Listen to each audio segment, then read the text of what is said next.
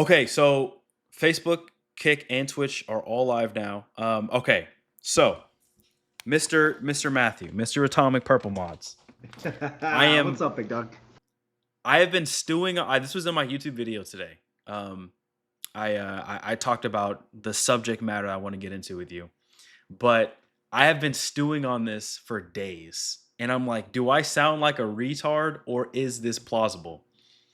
So my crazy crackpot theory is that Dragon and Shanks have been in cahoots from the beginning of everything, and their goal is Emu, and they have been watching over Luffy from the shadows since everything started to make sure, because I think that somehow, some way, they know that Luffy is supposed to be the second coming of Joy Boy, that he is essential in defeating Emu, and he has to be protected at all costs. And I think that they have been working together in the shadows to make sure that that goal is facilitated for the end game.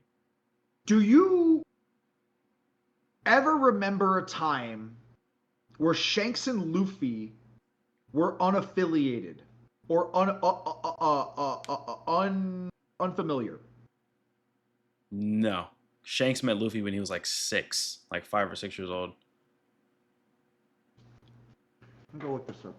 So I'm curious because Luffy spent a lot of time with Garp as a kid. Mm-hmm. Garp did not spend a lot of time with Shanks. This is true. But Garp does love his son Dragon. Mm-hmm. And Dragon was always looking east towards Luffy. So, from my perspective, if you are somebody that wants something, you look towards your goal. Dragon was looking towards Luffy because Luffy is Dragon's end game. It's his goal. He sees his son as being the dawn, as being the sun. Mm-hmm. And he knows, he probably knew before his son ate the fruit, because I think he probably had his powers, whatever they are, before Luffy ate the fruit. I still think that maybe he is Zaza, because Really? Zaza, where they're fighting right now, is what's his name's dream incarnation, right? It's Killingham's dream incarnation, yeah. Right? It's not actually Zaza, which means Zaza is a real fucking thing, because every single one of their dream incantation or dream incarnations were real things that people were scared of. So that means Zaza is 100% confirmed to be a real thing, right? Mm-hmm. So Zaza is real somewhere. I want to assume it's Dragon for the sake of this conversation to be smooth and for my theory to be correct and to merge into yours like a nice half pipe. I would say that that's the case, right? That means he probably feels the other gods, right? He probably feels Emu. He probably knows where he is at all times. He probably like can sense it behind him, kind of thing, right? Mm-hmm. And much like how Emu was able to feel Joy Boy's hockey being released from the knot, right? When you're at that power level, you're just felt around the world, right? Unless you hold yourself back a little bit. Yeah. So I think that Dragon has Zaza, and he understands, even if he didn't, he understands that Luffy represents that new generation, and he wasn't going to be burdened by the same thing that Ace was, being Goldie Rogers' son. Because at that point in time, one of them would be hunted, one of them wouldn't be. Why would Luffy be hunted by the Marines? He's Garp's grandson. Yeah. But Dragon used to be a Marine, right? He's a revolutionary right now, but his son's not. Dragon is the most wanted man in the world. But are they really? What have you seen from them to try to go get him? Like, we've never seen a conflict really where it's like an arc where the Marines are chasing after Dragon. Well, don't they always change bases? They're They're always very moving. covert. Yeah, I mean they're always moving, but I think that's because that's their MO. They don't need a home base. What they're trying to do, they're trying to be the embers of a fire that get blown in the wind and start fires as they travel along, right? That's So do that you think ideal. that the world government doesn't necessarily see the revolutionaries as a direct adversary or threat? So I don't want to divert too far away from your intent. So I'm gonna try to answer quickly your first question. In that, I absolutely think that and Dragon is working towards trying to make Luffy successful. We saw it Mm. at Logtown. I think we've seen it elsewhere, and there's a direct correlation between Luffy's success and the operations that Dragon has been performing. I think that Luffy also benefits Dragon and the Revolutionary Army in the way that they operate because of the chaos that he causes. Mm. So he's kind of like a tangential or a parallel agent, right? Um, to answer your second question about the world government, which I kind of forgot the last part of it, could you ask me that again? What about the world government? Do I think that the world government what? Do you think that they view the Revolutionary Army as a significant enough threat to commit resources to? Absolutely. Maybe we just don't see that in the story because that would turn One Piece into a political manga. If the story was about, and I wish that people would understand this, if One Piece was actually a story about a treasure that was being hidden by the world government, and then there was these revolutionaries that were trying to do different things to incite different revolutions across the world and instill new governments and set up new foundations and then like get things like universal health care for the people in this society and make sure everybody gets food. Bro, I would say the manga was designed to be a political message. It is a political manga, right? Yeah. That would be that would make One Piece political for me. One Piece isn't that. Oda regularly in a hostile way specifically says this is an adventure story about Luffy and the crew, and it's about the falling in love with adventure. So I think that it's almost this really interesting pocket dimension inside of everything else that we're focused on, and that's the story of One Piece, right? The rest of the shit that goes around it, very much a real part of the story, very much political and everything in nature. I would never deny that. Mm. But the fact is, One Piece is about Luffy. It's about his adventure, and in that adventure is is the the connections that exist outside of that bubble because Luffy doesn't deal with the interactions between the Revolutionary Army and the world government. Do I think that the world government attributes resources to trying to find them? Absolutely. I would say no more than Blackbeard has. Blackbeard sent Burgess out to go find the Revolutionary Yeah. Army, right? And that caused them a ton of problems. So I was there is shocked when he found him too. that's such Oda just writing in the next thing, you know. Yeah. At some point in time, you have to have plot Mm. happen, and everybody talks about plot armor, but like when you just talk about plot, like stuff has to happen. Like you Yeah. have, you know, It can't be the too vial of realistic or it'll the be boring. the vial of the ooze that fell into the sewer has to fall into the sewer for the Teenage Mutant Ninja Turtles to be the Teenage Mutant Ninja Turtles, right? Yeah. Like you have to have a thing happen for a thing to happen. Yeah. So as long as it's just not well, this happened, then that happened, right? Those are boring stories. This is a kaleidoscope. This is One Piece is like you took a bag of 1,000 marbles that were all varying densities, strengths, and abilities to be able to break each other, and just threw them on the floor and just scattered them, and then that's the story. It's just this beautiful interaction between things that, like, once things happen, they can't go back, and there's all of I love that's what I loved about a Reverse Mountain was it was a point at which the story wasn't allowed to go back the way that it came.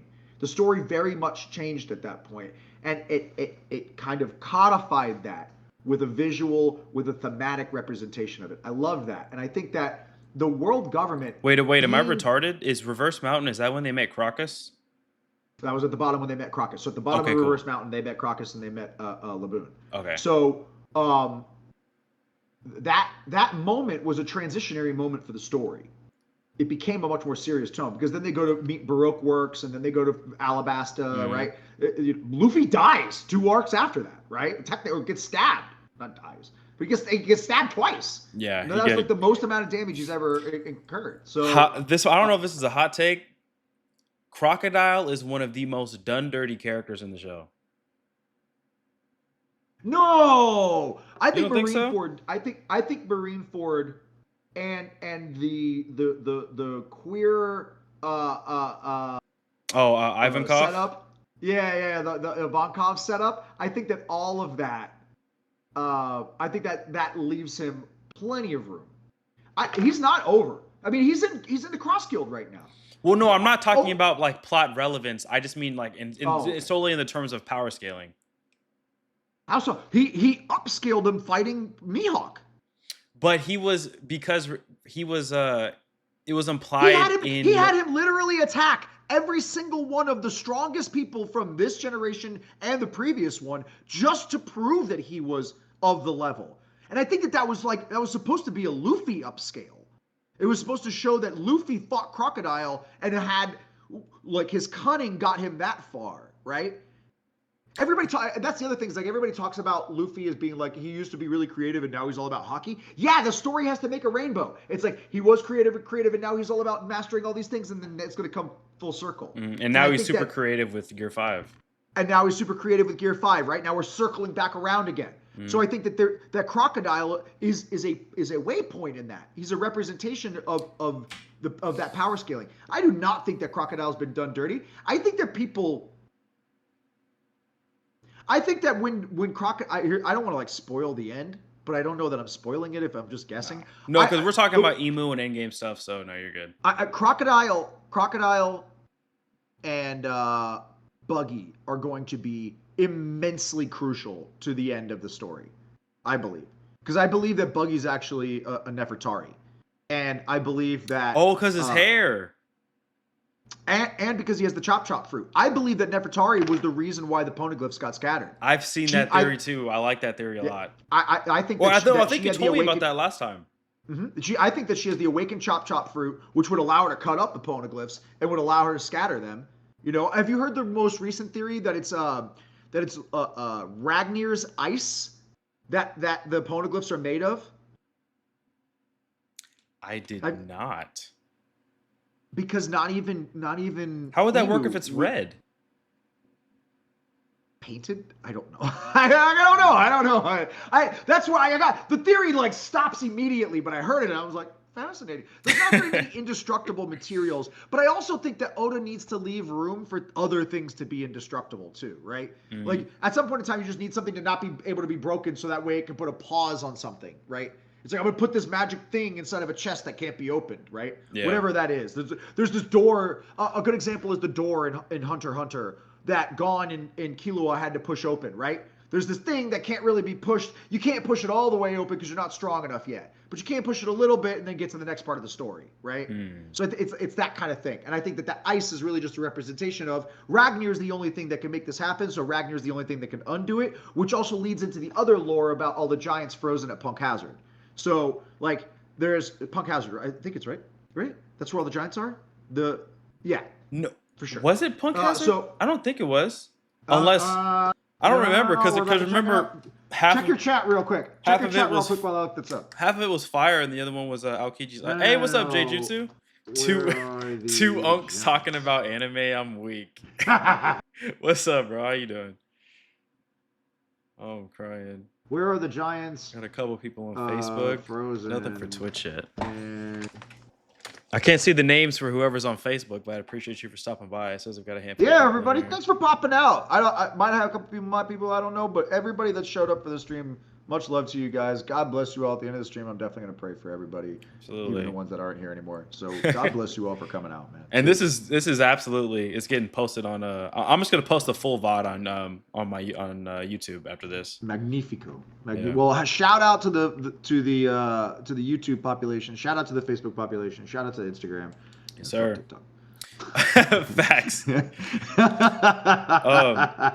No, but the reason, okay, this is the reason why I think that Crocodile was done so dirty, is because if Crocodile was fighting Whitebeard, it don't make no damn sense to me that base Gear 1 Luffy beat somebody that was fighting the strongest man in the world. I just feel like there's some inconsistencies and Crocodile's not as old as Whitebeard. Whitebeard's been around since Rock's day. Crocodile is much younger. So at no point in time was Crocodile ever going to go 1v1 against Prime Whitebeard. Okay, well, old man Whitebeard was still a freaking nutball. Still a monster. Fucking monster. And there's okay. Could have sank all of Marineford had he not been interrupted. I don't even think it was because he was interrupted. I think he just didn't want to. Because if he wanted to topple Marineford, he literally could. That's why they were so terrified. They had all the admirals there, like thousands and thousands of Marines, because they knew that if he wanted to, Whitebeard could destroy everything. Hey, stop. Chapter 660. The Nami and Chopper discover the giants while they are trying to escape with the children through the underground frozen passages. One of the research facilities. So the frozen giants are on Punk Hazard. Whatever happened to Punk Hazard? Is it still like okay? Is it still burning and frozen? It's still fucking chilling and on fire. You know, it's still 50-50. Okay. The fight between Akainu and Kuzan forever changed it. Like it permanently changed, which is the premise behind my theory that Zunisha is not a race of elephants. Rather, Zunisha's crime beget her distortion and the rest of Long Ring Long Island. I think Long Ring Long Island is actually that Zunisha's from Long Ring Long Island, just like all of the other creatures which have weird fucking proportions. Or is it Long Ring Long Land? I think it's that. I'm sorry, Long Ring Long Land.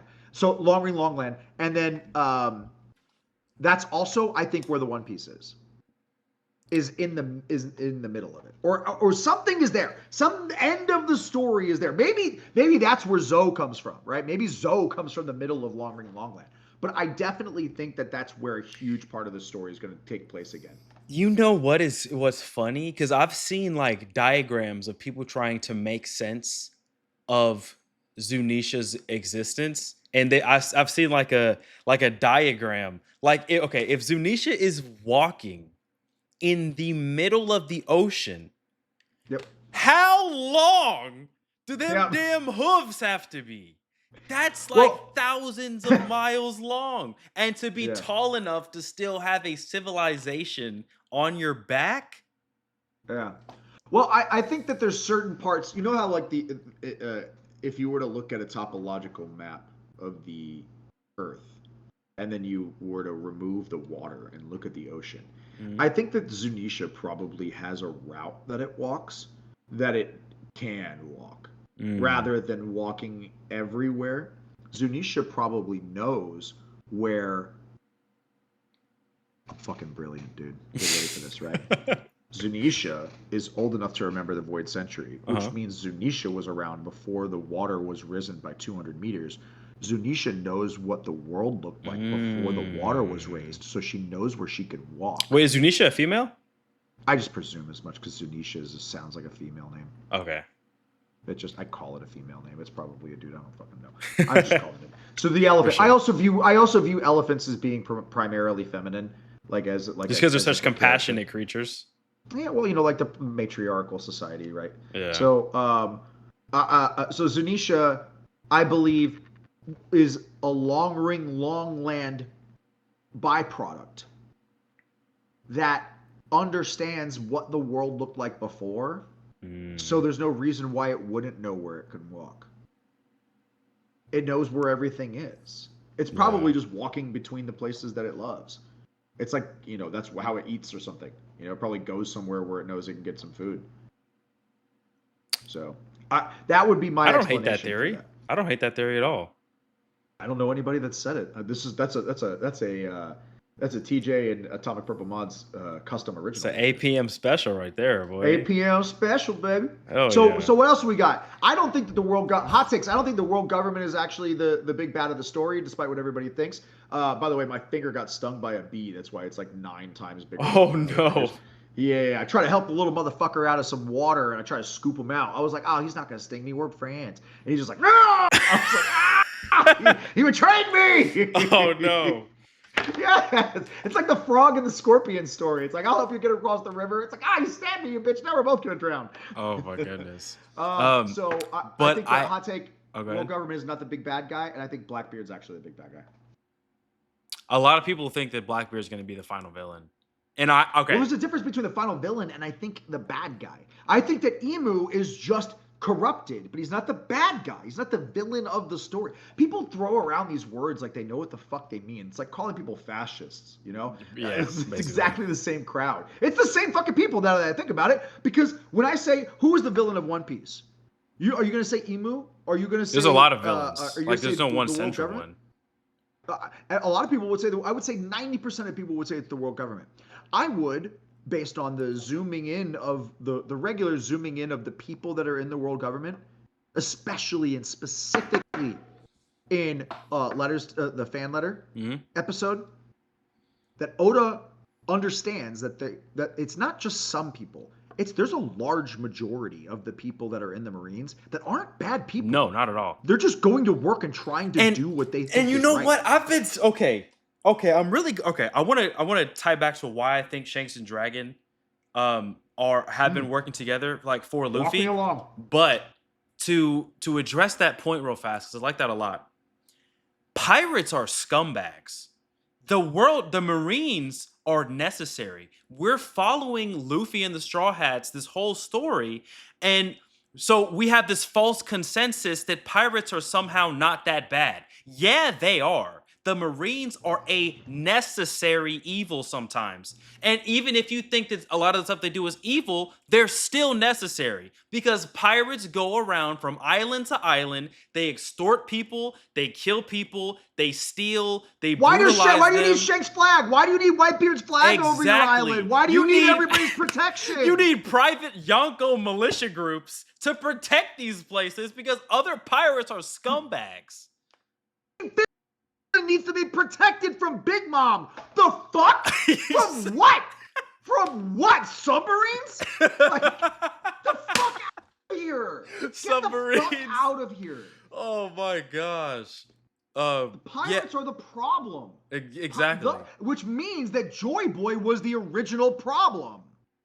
Which means, this is gonna I'm gonna roll up the fattest blunt imaginable. I'm And I'm crying. not gonna do anything else content wise that day. I'm gonna live stream that is smoking that blunt to the face on my back porch while listening to music. And I'm just gonna do that. And at the top of the thing is just gonna be like, I fucking told you so. I told you so. Because if One Piece is political and the primary source of Luffy's powers and everything else and all this liberation is the bad guy, what does that mean for all of you? All of you out there on the internet that pretend like Luffy is the fucking good guy and he's the hero, despite the fact that he regularly tells you that he doesn't want to be, nor does he actually prove himself to be. Stop. Luffy's a Like, good person, but he's not a hero. you can do good things. You can benefit people. You can have a positive impact on the world around you and still be selfish and still be corrupted or still be fucking completely ignorant and just do whatever the fuck you want to do and just go want to eat a bunch of meat and be the pirate king. Luffy is the embodiment of childlike selfishness. In the best way. The only thing Luffy cares about is his personal relationships, his friends, and his immediate carnal desires. Just Bro, like a that's child. he tells you everything at the end of Fishman when he and Jinbei are punching each other trying to discuss a plan and he's like, I don't want to be a hero. I don't Hmm. give a fuck about any of this. I just want to go be a pirate and go eat some meat. And Jinbei's like, you're a fucking idiot. You're going to come help me do this. I'll give you a bunch of meat. And then he's like, okay.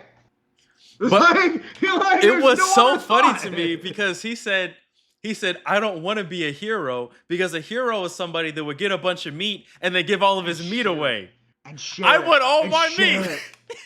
And I share. want You all mean the the guy meat who's for all about myself. fucking universal healthcare and universal food and everything Oh doesn't want to my give his food away? gosh. And he didn't give a shit about Otama on Wano off the basis of she was hungry. It was because he selfishly cared about her. So then retroactively wanted to make sure she always had food to eat because she made sure he had food to eat when he needed it. Did he say that he wants everybody in Wano to eat, or does he say that she wants to eat, that he wants her to eat, be able to eat food? He said, I want my friends. I'm gonna create a country where you and my friends can eat as much as you want." Right. He doesn't say everybody. He just says you and my friends. Exactly. And he's Blackbeard's very. crew is not gonna pull up during a banquet and be like, "Oh, hi, Teach, how you doing?" He doesn't want you to eat his shit. Yeah. Doflamingo's not going to be able to eat his fucking steak. Exactly. Absolutely not. Buggy's not going to be able to eat that steak. No. Or, eat it or whatever. Like, this is... Maybe Buggy, but a lot of people absolutely not. You know what? After Marineford, maybe Buggy. I forgot about that. Like, Luffy has a different perspective on Buggy. Yeah. And plus he now knows that he's been, that he knows Shanks. So he doesn't really, like, hate him anymore. Oh, that's right. Yeah, I mean, I can't deny that Impel Down definitely changed their behavior towards each other. I was thinking, I was like, man, he probably still has a grift against them for stabbing the hat, but that's probably I forgot about that. Oh wow! Yeah. Can't ever forget about that, man. You put 3 holes in my hat. He sure did. That's still there. Like, if you look at some of the specific fucking manga panels, it will still show little semblances of those 3 cuts on the top of the hat. Oh wow! Fucking Oda's a big dick hoss when it comes to fucking detail. Dude. He is, bro. I will not. And this is the other thing. I don't know why people tell me to go kill myself. One Piece is the greatest piece of fiction ever written. One Piece is the greatest manga ever written. One Piece is the greatest comic series ever written. One Piece is the greatest fictional tale ever written. It is the Bible and then One Piece and then whatever the fuck else you want to put underneath it, dude. Point blank. Period. There it is. It's like the Bible, and then there's a gap. It's the Bible, and then One Piece, and then whatever the fuck else you want to put underneath it. Right? Everything else man-made and man-inspired. That's it. Yes, sir. Although I don't, and this, when I made that post about AI art and how it's not about AI art, so you shared that shit, right? Mm-hmm. Give me 2 seconds on that. Everybody thinks that your art, that everything you make, even this video that we're making right now, is somehow like ours, inspired by us. It's like, no. You don't own any of that shit. There's a reason why God tells you to give glory to God. Mm-hmm. Because when you start thinking that you were the one that did this shit, then you start thinking that you're the one who needs to do this shit. And then you start thinking that the outcomes are because of you. Yeah. And then you start thinking that the failures are because of you, right? And then you start spiraling, and then you don't know how to fix it. And then you always have to come back around to God. Mm-hmm. So it's like just start and end with glorifying God. There's my 60-second elevator speech on that. To that. Wow. Excellently put. Okay, so the reason why there's a handful of points that I truly believe that Shanks and Dragon, this could be completely nonsensical of how they could have been in cahoots the whole time. I do not think it was any sort of coincidence that Shanks ends up with what he knew at the time was the Nika fruit. That's why it was paramount for the red-haired pirates to get it from that marine ship. I do not think it was a coincidence that he just left it open as he's making fun of, as he's like, having this playful back and forth with Luffy. I don't think it was a coincidence that his friend Mihawk just randomly shows up to Baratier. I don't think when fucking Krieg is there starting to fuck shit Yes. Up. I don't think it was a coincidence that immediately after what's the Arlong Park, that Mihawk takes Luffy's first bounty poster to Shanks when he's just drinking it up with the boys in the woods. I don't think it's happenstance that Dragon was there at Logtown. I don't think it was happenstance that Shanks was there at Wano. Dragon saved Shanks at God Valley. Yeah. Like, I wonder if Dragon wasn't necessarily some kind of second father figure to Shanks all along. And then he gave him to Roger because he knew he'd be safer at the furthest away from the celestial dragons that he could get. Oh, yeah. And then Roger had to give him the truth about it, and that's what that crying moment was. He realized that that he was a celestial dragon, but that there was, it doesn't show the part where he was probably happy that he realized he had a mission that he can go do and, go see his brother and everything, right? Mm-hmm. So, I also don't believe that Oh shit. Okay, go ahead. No, I forgot what I was gonna say. No, no, I was gonna say, there's nothing that I can remember. I just was trying to look it up. I was like, is there anything in the manga? I couldn't remember anything about that the celestial or that the Revolutionary Army was attacking the world government when the Nika fruit was stolen. I can't find anything specific about that. Okay. So it seems like it was just Shanks that stole it from the world government. Okay. Uh, which is why what's his name from the cat dude from CP9 was always pissed off about it because he Uh, was supposed to get that apparently. I forgot his name. Um. I can't remember his name either. He fought Jim Oh, Lee at who's the who? top of Who's Who. Yeah, silly name. It is a dumb name. Um, But I don't yeah, think but it was a coincidence that Shanks was at Marineford, and I Lake don't think it was Bulletproof. a coincidence that Shanks went to Whitebeard to tell him to keep Ace away from Blackbeard. So I think that from the beginning, I think that okay, so Dragon saves Shanks, and then Shanks grows up with Roger. He loves and respects Roger. I think Dragon meets with Shanks, says that I know the truth about the world government. You know the truth about the world government. There is a king. He is a devil, and for anything to actually change, he has to get neutralized. I think that with their insane hockey prowess, I believe that with Future Sight, they have been I think their interference in Luffy's journey has been because of Future Sight. I would not be surprised if way down the line we see a bunch of times where Shanks was like off the coast of Thriller Bark, off the coast of Dressrosa, just making sure that Mm, Luffy was going to remain healthy and okay. mm, And mm, I think that it was like what's his name? I think Dragon was making the rounds, like observing his son, saw that, oh snap, if I don't do something, uses future sight, it's a wrap, sends the freaking lightning down, stops Smoker. And I think they communicated with each other. I think they knew that he was stop. joy. He stops. Oh yeah, no, he stopped Buggy and then he stopped Smoker. You're right. Yeah. Yep. I think that he knew that his son was the second coming of Joy Boy, knew that he was supposed to be the one to inherit the Nika fruit. And they have been, back and forth with Marineford and with Sabo going to Dressrosa. I think they've been going back and forth like in tandem with each other in cahoots to make sure that Luffy gets to a degree where he can be a weapon in taking down the world government. And that's just my crazy theory of that they've been working together the whole time. And I also think that Shanks used Mihawk because they're friends and they respect each other. Like, why was it that Mihawk was just playing around with Luffy at Marineford? Yeah, he doesn't want to be used as a tool for the world government, but also why would he care?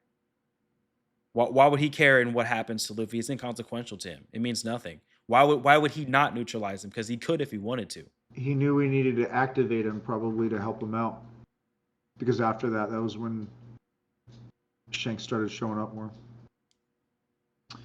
He was on the island chilling. They didn't have a name for it when Luffy was at Logtown, and that was when the posters came out, and that was when Mihawk brought it. So,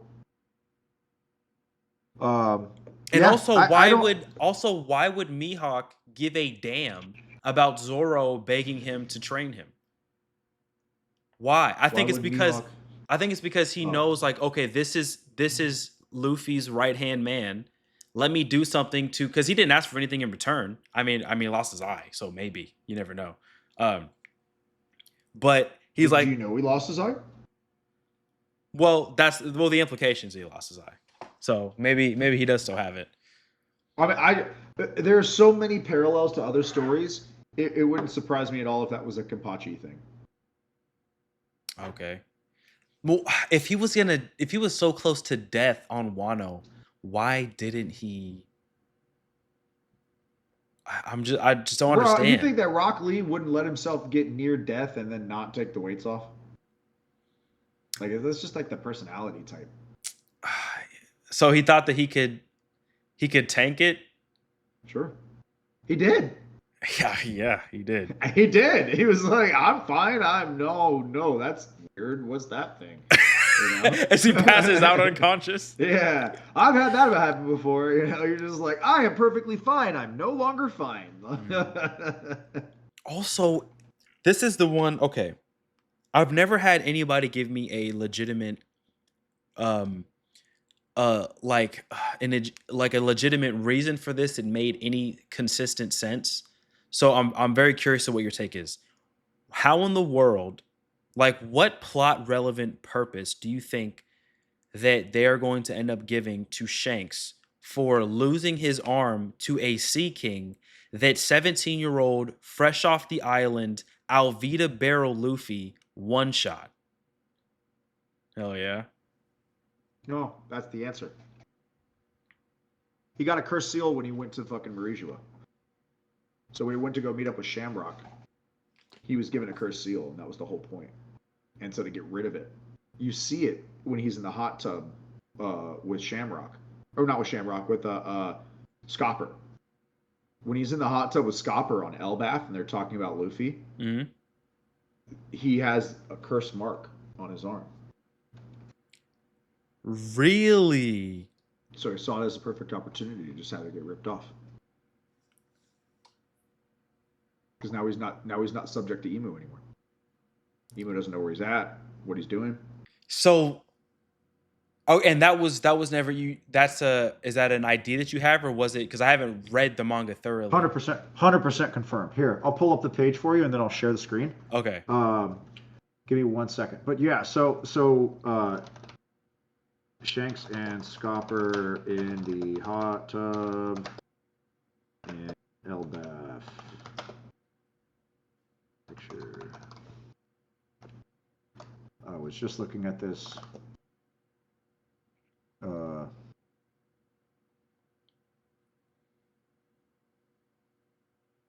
Here we go. Bang. Let me share my screen. Okay. Damn, every time I talk to you about One Piece, it makes me want to just pick up the manga and stop being a lazy retard. Oh, you're not a lazy retard. Don't feel like that. I just enjoy I enjoy Toei's bringing to life of the story so much that I like trying to enjoy the manga is almost like I don't know. It's difficult for me because I've fallen in so much in love with the anime and the way that they do things and the way that emotions are expressed because that's just what I started with. So maybe I just need to get over it and just give it a shot. Ooh, is that so? That's not a tattoo. What does that look like? This is Shanks. This is him with his left arm. That is the cursed seal. Been a while since we shared a good bath together. Pause. What's it been? 3 or 4 years? Are you kidding? Captain died 10 years ago. Has it really been that long? It must feel like an eternity for you then. Oh yeah, because Scopper's been on Elbaf for a minute. I forgot. Yeah, he has a whole kid that's like 20 years old and still a kid. Time dilation happens on Elbaf. Remember they said it's like don't stay there too long. Yeah. I think the rest of the I think there's some time dilation, some kind of effect that happens. I don't know exactly what it is. I haven't flushed. So do you think that Scopper is like older than he should be? Oh, what is yeah? So do I think that Scopper is older than he should be? Your stream is still running. We paused the preview to save resources. I don't know what that means. I can still see it. I can still see your screen. Okay, so do I think that Scopper? Say your question one more time. I'm sorry, I was trying to get my thought out at the same time. So, do you think that Scopper is older than he should be, or is it the opposite? I don't exactly know which way it goes. Okay. Scopper may be aging faster on the island than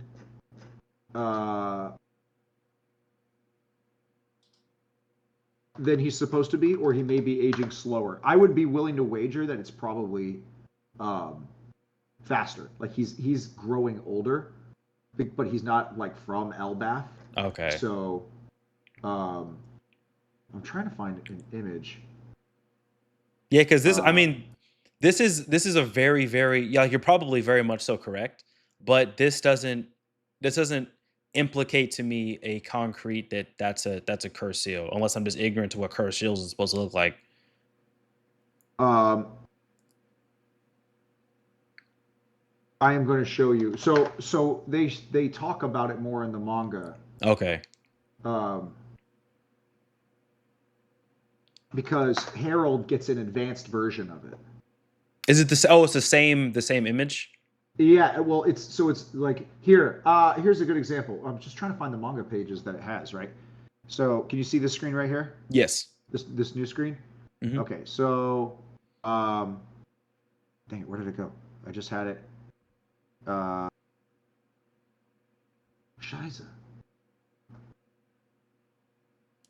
Oh, there it is. Bang. This one right here. Is that the Domi Reversi seal? So this is the one that Shanks has. Okay, yeah, it is. Yes. That is the same seal. Those two are the exact same thing. And does that mark means that Emu controls you, basically? That mark means that Emu can communicate to you, know where you are, and knows about your power. Abyssal seals, abyssal marks.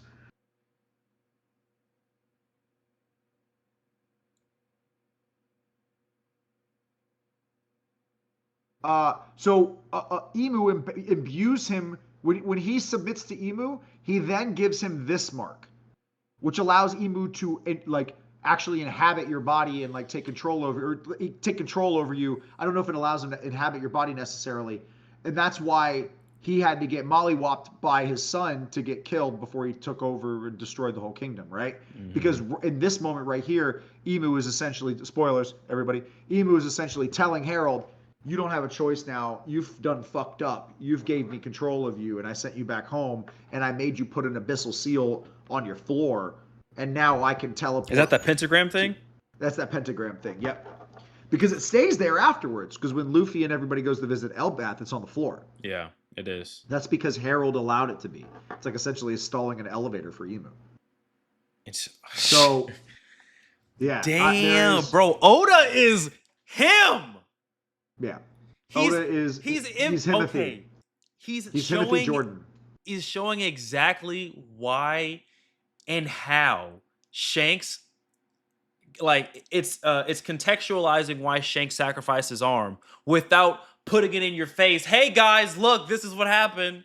It's and then this is the more advanced one. So this is the one that he gives to the Holy Knights, right? These are the ones that allow these guys to like transform with whole new powers, and they get all of those powers of the Omen. That's all through that tattoo. Cool. So there's 3 variations, right? You get this first one when you say, "Yo, I'm fucking with you, but like I don't know." And Emu was like, "Okay, I'm gonna keep tabs on you." And then when you're like, "Yeah, man, I'm fucking down with you," Emu is like, "All right, now put this fucking curse seal in your house, and then fucking get this other part of your tattoo. Now I can like give you my energy and shit, right?" And then fucking as soon as you literally making a deal with the devil, you're making a fucking deal with the devil, dude. You're making a deal with the devil. So that's what those seals are. And these families that the Holy Knights are from, the Fergarlands, the Shamrocks, the whatever Sommer's last name is, or not the Shamrocks, the Killinghams. Yep. Like these. Okay, so it's like there was an original devil, I think.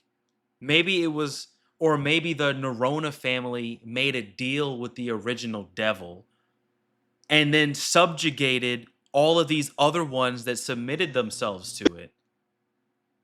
That's freaky, because I believe there's a lot of real life parallels, because I do believe that there are these secret families in our physical world that have made deals with Lucifer, and that's why they control so much stuff. Careful, bro. Careful, bro. Hey, man, I'm just saying, you're on the internet right now. Just be careful, bro. You know? I'll say this. I've had the unfortunate privilege to be way too close to an ex-president's family member, and somebody that I never ever want to meet again. God bless you. I am not a threat to you. Never ever will be. I'll stay as far the fuck away from you and your family as possible. But by golly, it's not fun. The Illuminati is not something to be like allured to. It's not something to be like, oh my god, it's so cool. I wish I was. It's like, hell no. If you're there, like, Like, you're already too You are a far. slave of Satan. Bro, like, seek Jesus Christ immediately Yeah. and abandon everything that you're doing. Because if you're there, you're this is that kind of shit, man. This is like you go to a party in a fucking house or in a hotel and there's a bunch of like fucking badass bitches there and like one of them is like 16 or something and then they have cameras in every room and then they give you a bunch of drugs and then you go up there and you get flirted with and the next thing you know they got you on camera fucking a 16-year-old and now you're in their pocket and or worse, you're one of those types of weak-willed people where they get you into a fucking party where they're doing some weirder shit, and I don't want to talk about it. And then like, it's not only that they got you on camera doing that shit, but rather you've committed to doing that type of stuff and hiding it too. Yep. You know, you don't. See further and What further money, corruption. bro? What money? What money? If somebody could give you any money, any amount of money in the world, like pick the highest number you can imagine that would actually be reasonable to spend in a lifetime or a million lifetimes, and then say, what would you be willing to give up for that?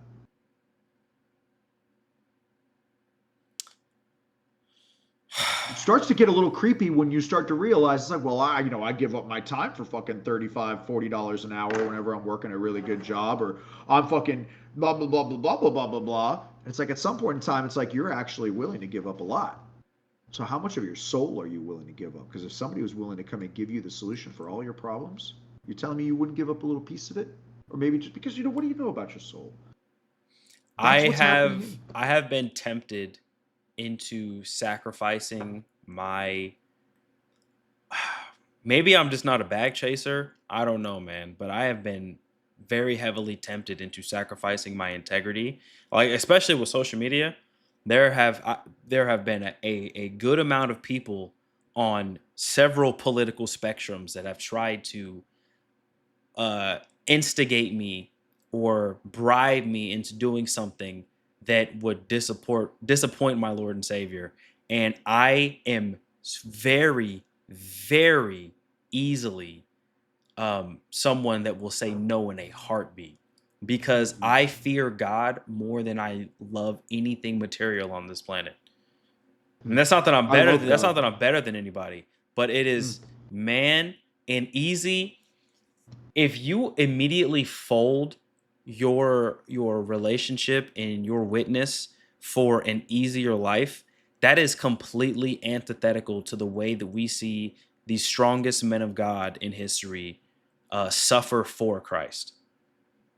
Anything antithetical to that is the devil trying to tempt you with this fleeting, temporary life that you will not miss as soon as it's over. You notice you don't see any of the people who succumb to Emu's rule smiling or looking happy, other Absolutely than not. maybe killing him and the other guy who's like a really weird horny guy. But that's like a deranged smile. It's like a hey. It's not like a. It's a It's not predator like a. smile. Yeah, it's a predator. It's like a. That's a prey drive, like a dog showing its teeth kind of thing. Mhm. Um, and I think there's a reason for that. I think there's a reason that the people who have the will of D either are or die smiling, Mhm. because when you have that light, the light of God, and that's your guiding light, then all other things. And this is a deeper meaning why I try to instill a idea of looking at something like One Piece as beyond political, because it actually asks you, it beckons you to transcend the concept entirely, and that love and light and adventure are far more important and valuable and the essence of life and the very fucking meaning of anything, and that's what you should be pursuing. You could spend your entire life being dragon and fighting the world government and the revolutionaries and getting nowhere because you're not fighting bad people. You're just fighting people with morals that you think are bad. You could spend your entire life fighting fucking people about Gaza, for Palestine, for Israel, against Palestine, against Hamas, whatever the fuck. You could literally spend an eternity arguing Everybody's about got that their kind of own stuff. agendas. Well, how much time do you have on this earth, and how much time do you want to spend arguing about that kind of stuff? Yeah. How valuable are those topics really to you? Not saying to you specifically, and I'm not talking about Oh anything yeah, I that you've know. made. I'm just saying in general, right? That's Yeah. kind of why I try to avoid talking about that kind of stuff unless I can make it into a joke, because it quite literally doesn't end up anywhere. I've actually lost friends because they're incapable of backing away from this in any kind of like macro perspective. Like we're trying to talk about right here. It's like, no, no, no. The world is bigger than just this conflict. And it's like, no, it's not. It's the most important thing. People are suffering. It's like, all life is all suffering. Like even the There, Buddhists have it right. All life is suffering. people are suffering in different ways, in different extremities, everywhere, all over the world, all the time. Constantly. So the only reason why certain people are fixated on certain little aspects of suffering is so they can attach themselves to it for their own self-aggrandizement in a lot of A lot of aspects. people aren't suffering, so they go look for ways to try to solve other Hmm. people's suffering. A lot of people don't have a lot going on. A lot of people haven't had any trauma. There's unironically a large number of people that haven't actually experienced anything meaningfully traumatic. Like they had a guy grab their butt one time at a Walmart, or they had somebody cuss at them in a parking lot, or their dad yelled at them one time. You know, and not to belittle those people, but when we're talking about trauma, it's like we're talking about the things that people experience on the battlefield, the things that people experience in an emergency room, the things that people experience in the wild, right? And those kind of things, they change people, and they're kind of meant to. They're meant to break people.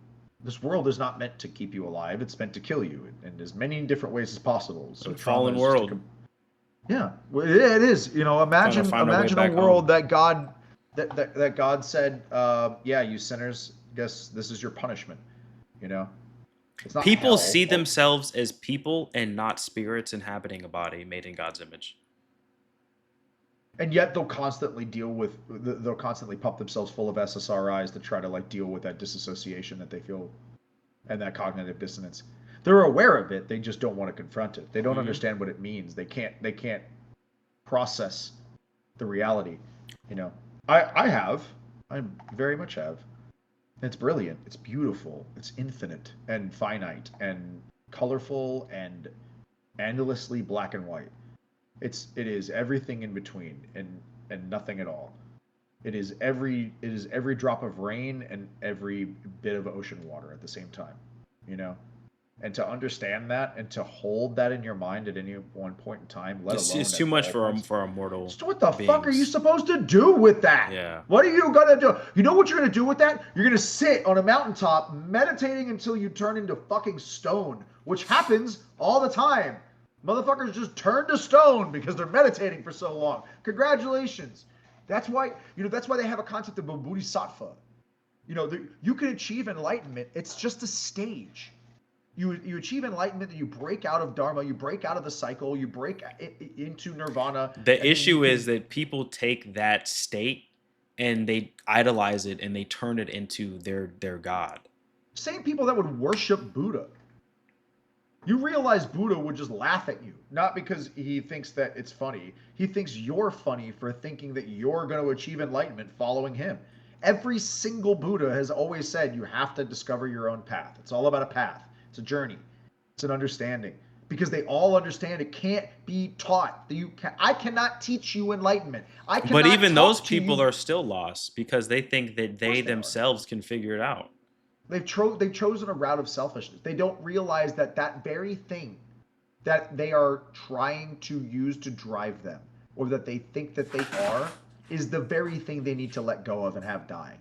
But they can never let it go. It's like allowing yourself to drown. Your body, your autonomic nervous system will kick in, and your body will start flailing and trying to get up to the surface. Right? Mhm. At some point in time, your body will actually resist you trying to drown yourself. If you ever have seen that kind of study, but the the essence of that is you need something to help you create that death of yourself in your mind.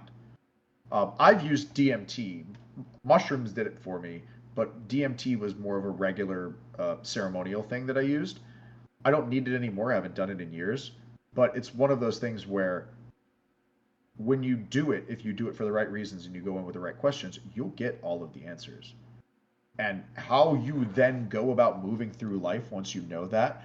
Here's a question for you. What would you do if you knew that you had lived 18 trillion other past lives and you're just on another one, and the whole mission is to just experience suffering in this body in this way right now until you've learned it all and then go and do it all again? How would that make you feel? It's probably better to just start over fresh every time, and then by the time you get to the end, you kind of just upload everything you did and move along, right? You just go to the next game. Because that's really, and then once you get to the end of the road, that's when you become God, right? God gave birth to another God. You're now another one of him. You're now an infinitely unfolding fractal in the middle of the universe that wants to observe and have itself loved. It wants to see itself. That's what God is in every single way imaginable. Bring out the Bible. I'll fucking prove it to you. But also, here's a fucking thing. Quote this real quick. Nowhere in the Bible or in any text does Jesus Christ say to praise or worship him. You brought this up last time, and I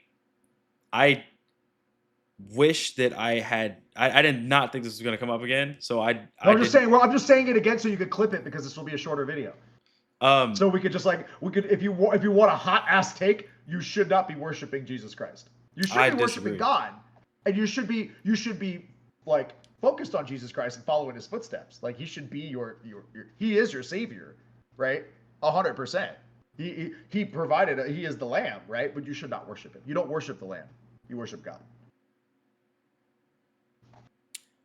I think it's a distinction without a difference, because Jesus is God in the flesh. Jesus is referred to as the image of the invisible God. Maybe, and I won't deny that, but I will say we just discussed how people will oftentimes focus on the suffering and not the meaning behind it. I.e., a lot of times people will just focus Jesus on the cross and not the meaning behind it. A lot of times people will just be like, Jesus died for me, and fuck you, and fuck your shit, and fuck your life. It's like, bro, you've I think those are people, the entire message entirely. I think those are people that's you and me, dude. You and I look at other people in our hearts. You and I will look here. You know how I could prove it? Morocco. Mm-hmm. You and I, our initial reaction internally is disgust to that. Yes. Right? I even deleted a comment that I made yesterday that said that looks like a great place for a carpet bomb. Mm-hmm.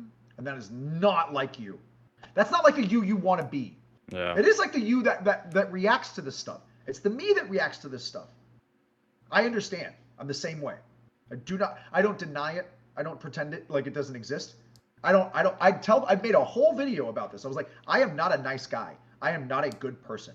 I am a very, very broken man who is a sinner, who loves Christ and is desperately trying to do as many as many things that are in the glory of God as possible before I die. See, you immediately reference Christ on a regular basis, and by the instinctive reaction to bring him up in everything that is edifying of who you're supposed to be, you don't reference God the Father, you reference Jesus. And I think that is evidence that it is your immediate natural fallback of who you bring up when you want to be who you believe that you are supposed to be.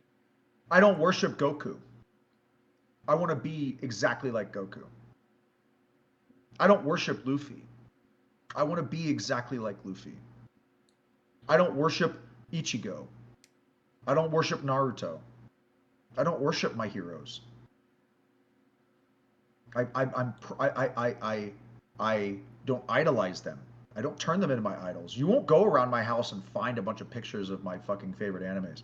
I have a flag, a representation, which is the same thing. I would put a cross in my house. I don't have one. I don't know if I have one anywhere. I have an American flag somewhere. It's in my room right now. I will put representations up, but I'm not necessarily fond of like idolatry. I used to go to my I had a Peruvian best friend when I was growing up. Go over to his house freaking literally every day and eat chicken and rice with them. And in their house were hundreds of crucifixes and images and blah blah blah, blah of non-family members, of just shit, of sports players and blah blah blah blah blah blah blah. And I'm just like, it felt crowded. It felt like God. It felt like God was a decoration, like the crosses were an accompaniment. It's understandable. And as a child, I only was there to observe, right? But as an adult, I'm like, no, I don't want anything in my house that visually will distract me from God. When I wake up in the morning, there are windows that let me see the sunshine, and I get to praise. There's a hardwood floor underneath me, and I get to do push-ups before I get out of bed. There's a sink that I can go and brush my teeth in, and then I have my healthy dog that I can go outside with, and we can go, explore our day. That's all I need. I don't idolize any of those people. It's their behaviors that I want to emulate. And I think that there's a difference, and maybe that's the distinction that needs to be understood, is the difference between idolatry and emulation.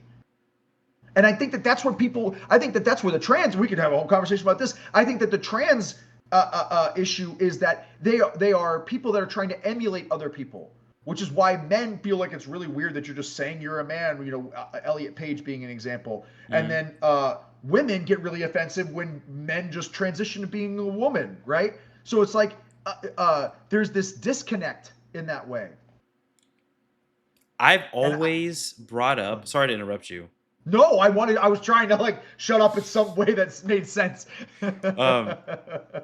I always said that a woman cannot be a man because she was never a boy, and a man can never be a woman because he was never a girl. And these people don't care about the significant, unique experience that is representative of growing up anywhere in the world as either gender, is either side of the sex. And they want to bastardize the societal, the institutional, the brotherly, the sonly responsibilities that come with who you are just by nature of your being, male or female. They bastardize it and distill it down to caricatures. They distill it down to iconography, to hair extensions and makeup and dresses, lip gloss and tits. Mm-hmm. And they don't care about about a young girl or the inverse, muscles and a jawline and a backwards hat. Fade. Yeah, a fade and a backwards hat and fucking dress shirts with the button undone at the button right here. It's like, now I'm right? It's so cringe, bro. It's pedantic. It's reductive. Reductive is the word. Yeah, it's reductive and it's polar. You are, and this is something I've actually found recently, and I was like waiting for this. It's actually just like the left will eat itself. It's not even like I don't like the left. I like progressives and I don't mind liberals. I voted liberal almost my entire life, and I understand the mindset. I don't like leftists. I think that they go too far. I don't like people who are far alt-right wing. I think that they go too far. I love conservatives. I'm fiscally a conservative. I don't think we should be spending a lot of money everywhere else in the world. I think we should be protecting our national parks. I think that we should be fiscal about our land. I think that we should be caretakers and stewards of the countryside and of the property. I don't think we should be polluting the I wouldn't even put a label on it. You're just an American. You're an American that wants the best for your country. So I say that when I say things like left or right, I don't want anybody that hears that to think that I'm including people who are just progressive or liberal minded or conservative or more fiscally minded. Whatever you want to look at, there's a sphere that includes everybody. There's a Venn diagram that excludes those people and includes everybody here. Yeah. So but also, fuck, the world's not all about that. And when we get wrapped up in that, we begin idolizing those things. We begin you begin idolizing the idea of being a good liberal. You have the idea of being a good conservative, right? And now you're not worshiping God anymore. You're worshiping yourself in the image of this thing you're trying to Your project, right? identity is no longer in Christ or the Christ that's within you. Your identity is now in your political affiliation. Yeah, you should be able to blow away everything that is what you look at right here, and everything in my house, and everything that I own, and the principles that I stood on, or the things that I say should be Christ-like. If that's the case, I did a great job. If that's not the case, I'm failing. Or I have further to go. I'm 38, but I still have like I'm still very young. By the way, like everybody thinks that once you're 30s, you're old. I'm like, you don't have any idea, dude. Like it's actually it's Maybe fucked if you up. don't take care of yourself whatsoever. True, dude. Like I said, I'm in the best shape of my life. Right? I wake up every single morning and do 50 push-ups before my feet hit the floor, and I like elevate it. Like I put my feet on the bed and I just like walk my hands out and then I do 50 push-ups and probably do like 150 or 200 in a day, and I got a little workout machine. Like I don't fuck around. Oh, some of these motherfuckers are gonna try to box me one day. I gotta be ready, dog. So I'm out there like boxing bees. I'm out there like ducking and diving. I got like a whole swarm of them trying to fuck with me. We work together, man. I give them water and shit. They give me honey. We're friends. Sometimes we'll fight. We got stung today, but Hell yeah, I gotta be yeah. ready. I want to go on tour. I want to do something where we go to a convention. Like where you and I live stream, like going to a convention together, That'd be really fun. like conservative convention surfing. Convention. I know they have a handful of get-togethers. There was one No, that no, no, would no, just happen in no. Ohio. No. We're the conservatives, and then we go to conventions. I'm not looking to go to a conservative Oh, got convention. No, no, you. no. I mean like a comic convention. Like we go to like DreamCon or some shit, dog. DreamCon would be sick. I think it I just want to go ended to a few weeks DreamCon. That ago. shit looked amazing, dude. People It were throwing the does. fuck down. The costumes were amazing. The vibes looked immaculate. They looked like I was so much to do. And it looked like a really good value for the money for the tickets. Like Oh shout yeah. out to RDC and everybody else. Like I get a lot of hate on the internet, and I know that they do too for a lot of different shit. But holy I love crap, man, you RDC. I've guys put always on loved RDC. I ain't ever had a problem with them. They thought that they were fantastic. I've had, don't pull out the nine, Jamal. Like, you know how many times I referenced that? Like, at least once a month. And then I've even had people like try to call me racist for saying that. I'm like, Oh my yeah. gosh, of Go course. They're fucking not, watch but this you shit, are. man. Shut up. Yeah, or whatever. No, man, fuck that. They're brilliant. They're brilliant. And then ANC3, those guys that do those concerts where they like remix a lot of openings and endings of animes Mhm. into like house music or whatever, and they play saxophones and shit like that. They're crazy, basically, and then they I've never do heard of them before. acrobatics on stage. ANC3, bro, I'll put you on. These are my boy. Okay. The video. Remember the video that I made where it was this lightsabers and the Star Wars thing? Yeah, yeah. So the original people that made that video was ANC3. Okay. It's like a group of Canadian guys. It's like three Canadian dudes out of I think Vancouver or something like that, and they just pump out content. Basically, think like RDC like style shit, but Canadian and like in an apartment. Okay. But they'll come to America and do tours at conventions and all kinds of shit. Go check them out, man. They're the fucking. This Okay. isn't fucking a paid something. I love those guys. They make great content, right up Okay. our alley. They don't make like politically centered or minded content. They just make funny content. It's like Pikachu pulling out a gun, It's just like funny shit. So Okay. like I think you and the audience would love it very much. Speaking of the audience, how the fuck are they doing? God bless, brother. Got a bot promoting some service on Twitch. A There we couple go. people on Kick, and maybe it says I have like a handful of people on Facebook, like 7 people on Facebook, but What's it up, is Facebook? yeah, no comments yet. Unless my thing is just glitched or not refreshing. Sick? No, I just want to make sure we weren't neglecting the crowd. Oh I no. do that on other streams sometimes. So Okay, so we got a we get timer, right? it's at an hour 10. Let's try to keep it just right under an hour 30. I think that should still be enough time to where I could still say you, because our last conversation was like 3 hours and 20 minutes. That's probably why I didn't say it. Was it good? It was. I still have it. I got to turn it into a couple YouTube videos. I might do that Keep it tomorrow on, if though. I'm not doing nothing. Fuck around.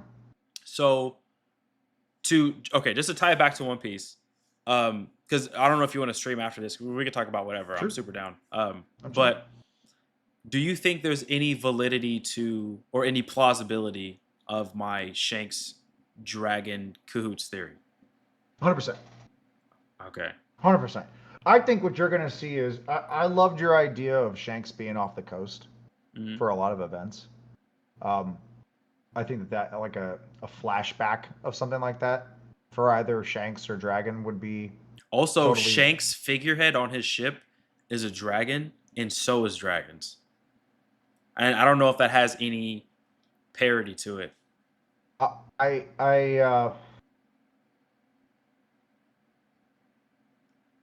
I think that there is a high likelihood that your theory um, will be proven right, or at least proven to have legs in the next 40 chapters. Okay. Yeah, I think you're gonna. I think we're gonna start to see more of Dragon. I just have a feeling about I really hope so. it. Yeah. And go Go ahead. ahead. No. I didn't have anything. I was just Okay. humming.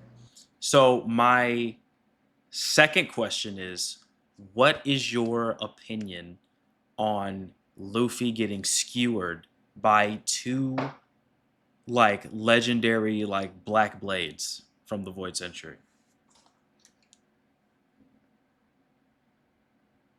I think we are underestimating how important swords are in One Piece and the roles that they will invariably end up playing. Wait, did you say over or underestimating? Under. Okay. I think people are underestimating. I think the swords are much more important. What else has Oda given as much attention to as hockey and devil fruits? Swords. I think that it was a absolute travesty that Zoro's connection to Wano was not expounded on as Oh, much as bro, it could have been. I couldn't even fucking disagree with you if I tried. I couldn't disagree with you if I tried. I don't give a fuck about Yamato, dude. I don't give a fuck about Yamato. Give me a flashback for Zoro. Yeah. I don't give a fuck about the whole. Delete the entire prison scene with King and all of the scabbards, but I guess you got to get a couple of scabbards out of jail, emotionally connect, blah blah blah blah blah blah blah. Have Lippy occupied, but like fuck, man, fuck. It was such, It was a layup. But I guess what are you gonna do? You can't blow that load and then fuck up all of the other reveals that come with it. Because if you announce that Ryuma is actually fucking Zoro's great grandfather, and then I actually have several copies of the Monster book, the original one. Hmm. We'll break that out sometime. Um,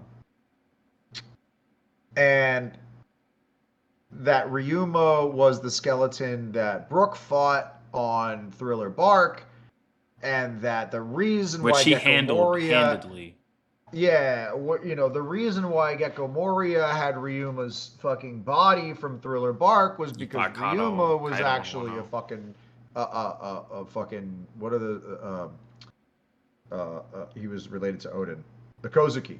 Okay. Uh, you know, uh, uh, uh, Gecko Moria is actually a Kozuki, and he is from Wano, and so he died, or he was trying to fight Kaido and lost, and then went and stole Ryuma's body and a bunch of other bodies of all these great warriors from God Valley and everywhere else, so that he could have an army that could defeat Kaido and take back Wano.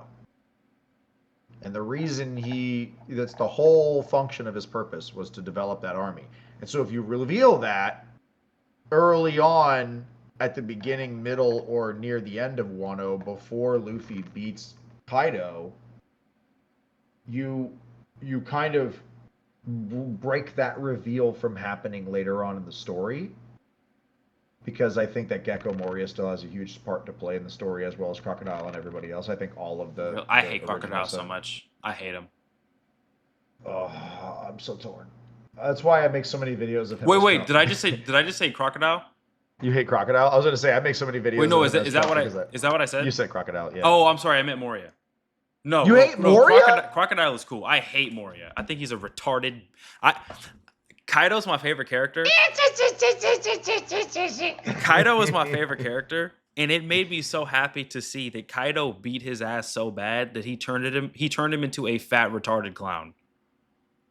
I See, I see I that as I am being. I see so it, anti. I have a oh, I got an anti Moria stick up my ass. but he was always a clown. The only reason you think he's any more of a clown, he actually had essentially the same outfit, is because he hangs out with Perona. If Perona wasn't around, it wouldn't feel as clown like. Like if she didn't have all I of her like dolls no, with her. I like Perona. I don't hate okay, I don't hate Moria narratively. I hate Moria's uh Character design? I hate the way he sounds, I hate the way he looks, and I hate how You're not weak speaking to evil lies. I hate how weak his mentality was and how weird he was of the reason why we love characters like a Zoro and like a Luffy and like a Naruto and an All Might and an Endeavor is because they do not allow the trials and tribulations of life to reduce them to a shell of themselves. They always choose to overcome any obstacle in front of them at any cost. And Moria's uh weakness instead of doing that, you're not going to become stronger yourself. You're going to go eat this devil fruit and then you're going to bastardize the memory of all these other people and force them into this zombified army when like how would Moria feel if somebody got his devil fruit and turned all of his dead crewmates into a zombie army? Like he would crash out and he would do everything he could to stop them.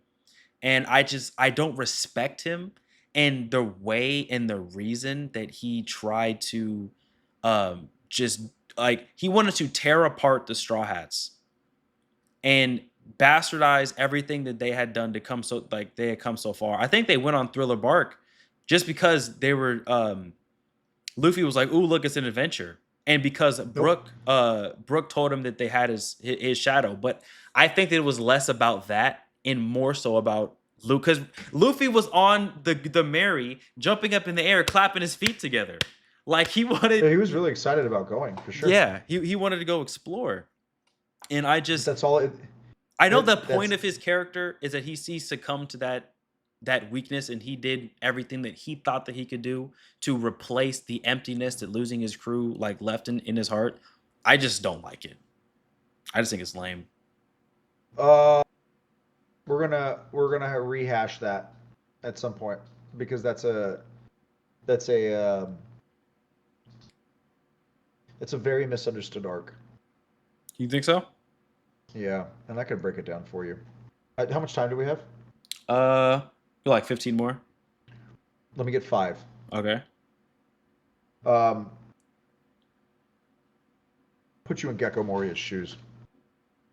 Okay. Moralize him to me. Make him make sense to me. You're a young man. You live on a remote island, and you've watched the one person that was supposed to carry your people leave and abandon the entire island, Odin, right? Hmm. So Odin left, and then everything turns to shit. And by the time he comes back, he can't make a difference because he gets distracted. They, pretend to be Momonosuke. Then he gets pummeled by Kaido. And, you know, there is there is such a profound defeat that happens between him and Kaido on that island. he doesn't see, and also Momonosuke was sent away to the future. So Mm-hmm. the whole family lineage is gone. His whole family's gone. Um, Kaido's taken over, and he fought him and he lost. He desperately tried to piece together a solution, a second plan, in the middle of retreat. But depression still sets in. You're still been defeated by a guy who is essentially a fucking monster, let alone the fact that he can turn into one. Yeah. You know, no matter how strong you were, you had Kozuki blood in you. You were a relative of Odin, and you weren't no slouch. No, And you fucking he wasn't a you got Kozuki. worked. He was a Kozuki in name. Oh, he was a Kozuki, dude. I'm pretty sure that's not true. I'm pretty sure No, Reggie. No, they had like he got Moria got like adopted, and he was given the no, sir. Kozuki name. Yeah, because he was an orphan. Gecko Moria is a Kozuki. Gecko Moria's real name is Kozuki Moria, as he was raised in the Ringo region of Wano country. He's primarily known. Oh yeah. He Damn, am I tripping? yeah, no. He's because in the I think it was 1158 title, like the cover page, the cover spread, Mm-hmm. it shows everybody. It shows like a couple people in Wano praying to a shrine that says Kozuki Moria. It's fucking because they think Moria died in the battle against Kaido. Okay. So he pieced out trying to slip away, try to figure out how he could come back later. So everybody thinks he left with his tail between his legs. I think that the only way he could leave Wano without Kaido chasing him down and killing him for good was to sneak out and make everybody think that he died. So he leaves, steals Ryuma's body, because he knows that that's one of the strongest bodies he could possibly ever use, because he's slayed a dragon. If Ryuma slayed a dragon, then maybe Ryuma could help him slay Kaido, is his mindset. And then he goes to God Valley and all these other places to go pick up people that he thinks were on Rox's crew, right? Or people that he knew were, because there's that one gunslinger guy and a couple other guys, right? So it's like, wait, no. God Valley happened way before Kaido beat Moria. Like that was Kaido had his own crew when he beat God Moria. Valley. Right. So God Valley happened. Rox Pirates split up. Kaido causes a rampage. Kaido meets up with Moria in fucking Wano, kicks Moria's ass. Moria leaves, stealing Ryuma's body. Ryuma died from way the fuck back here, right? Mm-hmm. Hundreds of years ago. Steals the body and then goes to God Valley and takes the bodies of the went people years who died later. at God Valley. Yep. Builds Thriller Bark as a base to protect himself from observation and from being seen, like it's all lost in the fog. Mm-hmm. And it's constantly moving, so he's never going to be found. That's how he builds his army. And so the whole time he's trying to harvest these shadows to make himself as big as possible. He's fat because he's bursting. Luffy, a rubber guy, was able to take on that fucking load of all of those souls and make himself into a strong figure because he's the fucking sun god. He can do whatever he wants. Gecko Moria is not. He's literally gorging himself on these souls to try to make himself as powerful as possible. So that he can fight Kaido. Everything he did. What a trash devil fruit. To min-max power, you have to like become like deformed. Well, I mean, not necessarily. If you saw what he did with Luffy, if you could find people that you can give shadows to, you can make them more powerful. Luffy was devil dope fruit, too. If you use every devil fruit as a complementary fruit to somebody else and a helpful devil fruit and trying to be kind, it actually, all of the devil fruits turn into like amazing things. Because you know what you could do if you were a fucking crocodile? You could use your devil fruit to become a mining specialist and find every single fucking gemstone on the planet, and nobody would be poor anymore. You could make new fucking islands. You could Kuzan could make a whole, North Pole and like freeze over sections of every sea, so that way people could make pathways between places, right? Like everybody could make the world a better place. They don't. They're all on their selfish ambition, their own adventure. And that's the fucking point. Is that no matter what you do in life, no matter how good of a person you are or how endeavorous your fucking ambitions are, everybody's just living their own fucking life. You will never be able to get everybody to stop it. I think even once you become the sun god, it's probably just going to repeat the same cycles all over again. You know? One piece, two piece, red piece, blue piece. Yeah. I don't know. I see that. I don't know. I just can't bring myself to like him. Why not? He's just maybe part of it is that I'm biased because I extra didn't like him because I'm such a Kaido stan. Like that's my boy. Fair. Kaido's my guy. So you see Gecko as a bitch. Yeah, and I see him as somebody. You don't want to like a bitch. He's just it makes sense. No, okay, it's fair. I'm validating your argument. You don't want to like a bitch. Who likes liking a bitch? But he and then you're gonna steal. I want to swing this back around to Zoro through Moria, because how are you going to steal Ryuma's body if he is a blood Kozuki and you know what that means to the land of Wano? You're gonna okay, so Wano's supposed to be like Ryuma the Dragon Slayer. That's all you need to know. His name was his Ryuma the Dragon Slayer. The only dragon anybody ever saw anybody slaughter, Ryuma did it. So you're gonna tell me what if you're in Gecko Moria's mind? I have to beat Kaido the fucking dragon. I have to beat Kaido. I have to beat Kaido. I have to beat Kaido. I have to beat Kaido. How do I beat a fucking dragon? Where's a Dragon Slayer when I need one? I'll just fucking bring him back from the dead. Yes. That's what he was thinking, dude. Yes. But knowing okay, so since Wano is supposed to be iconography of Japan, essentially, of feudal Japan, you know what the cultural relevance that is. Like, Momonosuke's sister lost her mind when she saw that Zoro had Shusui. That was just the sword, not the corpse. And also, I was so mad. Tell me if you agree with this. I was so mad when Zoro agreed to give up Shusui, because he's a pirate and he earned that sword fair and square. I wish he would have said, "I don't care, kiss my ass." I think that Zoro knew that relying on any one particular sword wouldn't make him the greatest swordsman. That would just make the sword the greatest sword. So I think that's a cool interpretation. If he needed a sword to become the greatest swordsman, if he needed a very specific sword to become the greatest swordsman, then he wasn't the greatest swordsman.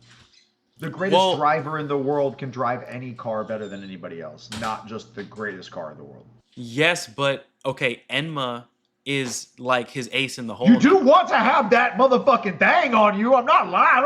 I'm not gonna say he doesn't want to have that badass shit on him and that he wasn't sad about giving it up, but he got an Enma in return, which was a significant power upgrade. Hello.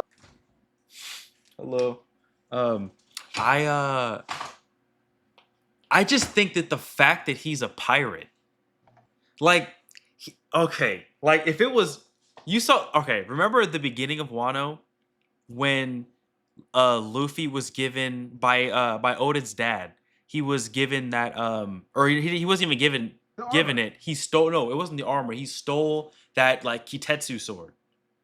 There was a cursed sword. And he refused, and Zoro kept begging. The One Piece TCG card is literally him holding that sword. Yeah, it's one of my favorite cards. It's one of my favorite parts of the entire One Piece story, when he starts punching people with the sword in his hand. It's like that scene right there is like That's peak One Piece. Fucking I've watched that scene maybe 1,000 times. I love it so much. And they were like dodging the air while bobbing weaving the arrows. That was hard.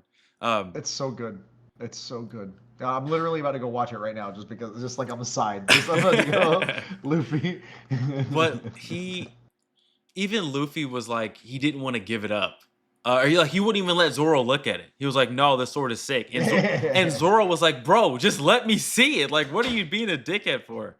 Here. I'll share my screen. I'll just pull it up right now. We can watch it together. Okay.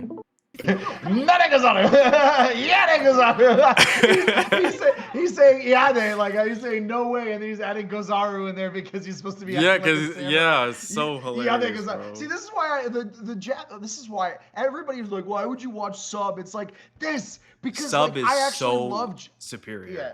I actually, first of all, I love hearing Japanese. I used to live in Japan for a little while, and I got to train there, and like listening to Japanese soothes my soul. So when I hear the original voice actor talking, and I hear these little things, and I can understand like the translation jokes in them, it cracks me the fuck up. And I know that they fucked this up in English because I've heard the English versions. I'm like, oh, it doesn't sound right. Luffy sounds like a retard. If I was watching One Hot take, I don't know that I would watch the animated version of One Piece from front to back in English. I couldn't. There's no way. There's no way. I don't know. I don't without maybe I could watch it on One Piece. If you cut out the spacing, and then I could watch it 2x speed, which I usually watch everything at. 2x speed. Bro, I'm a 2x speed addict.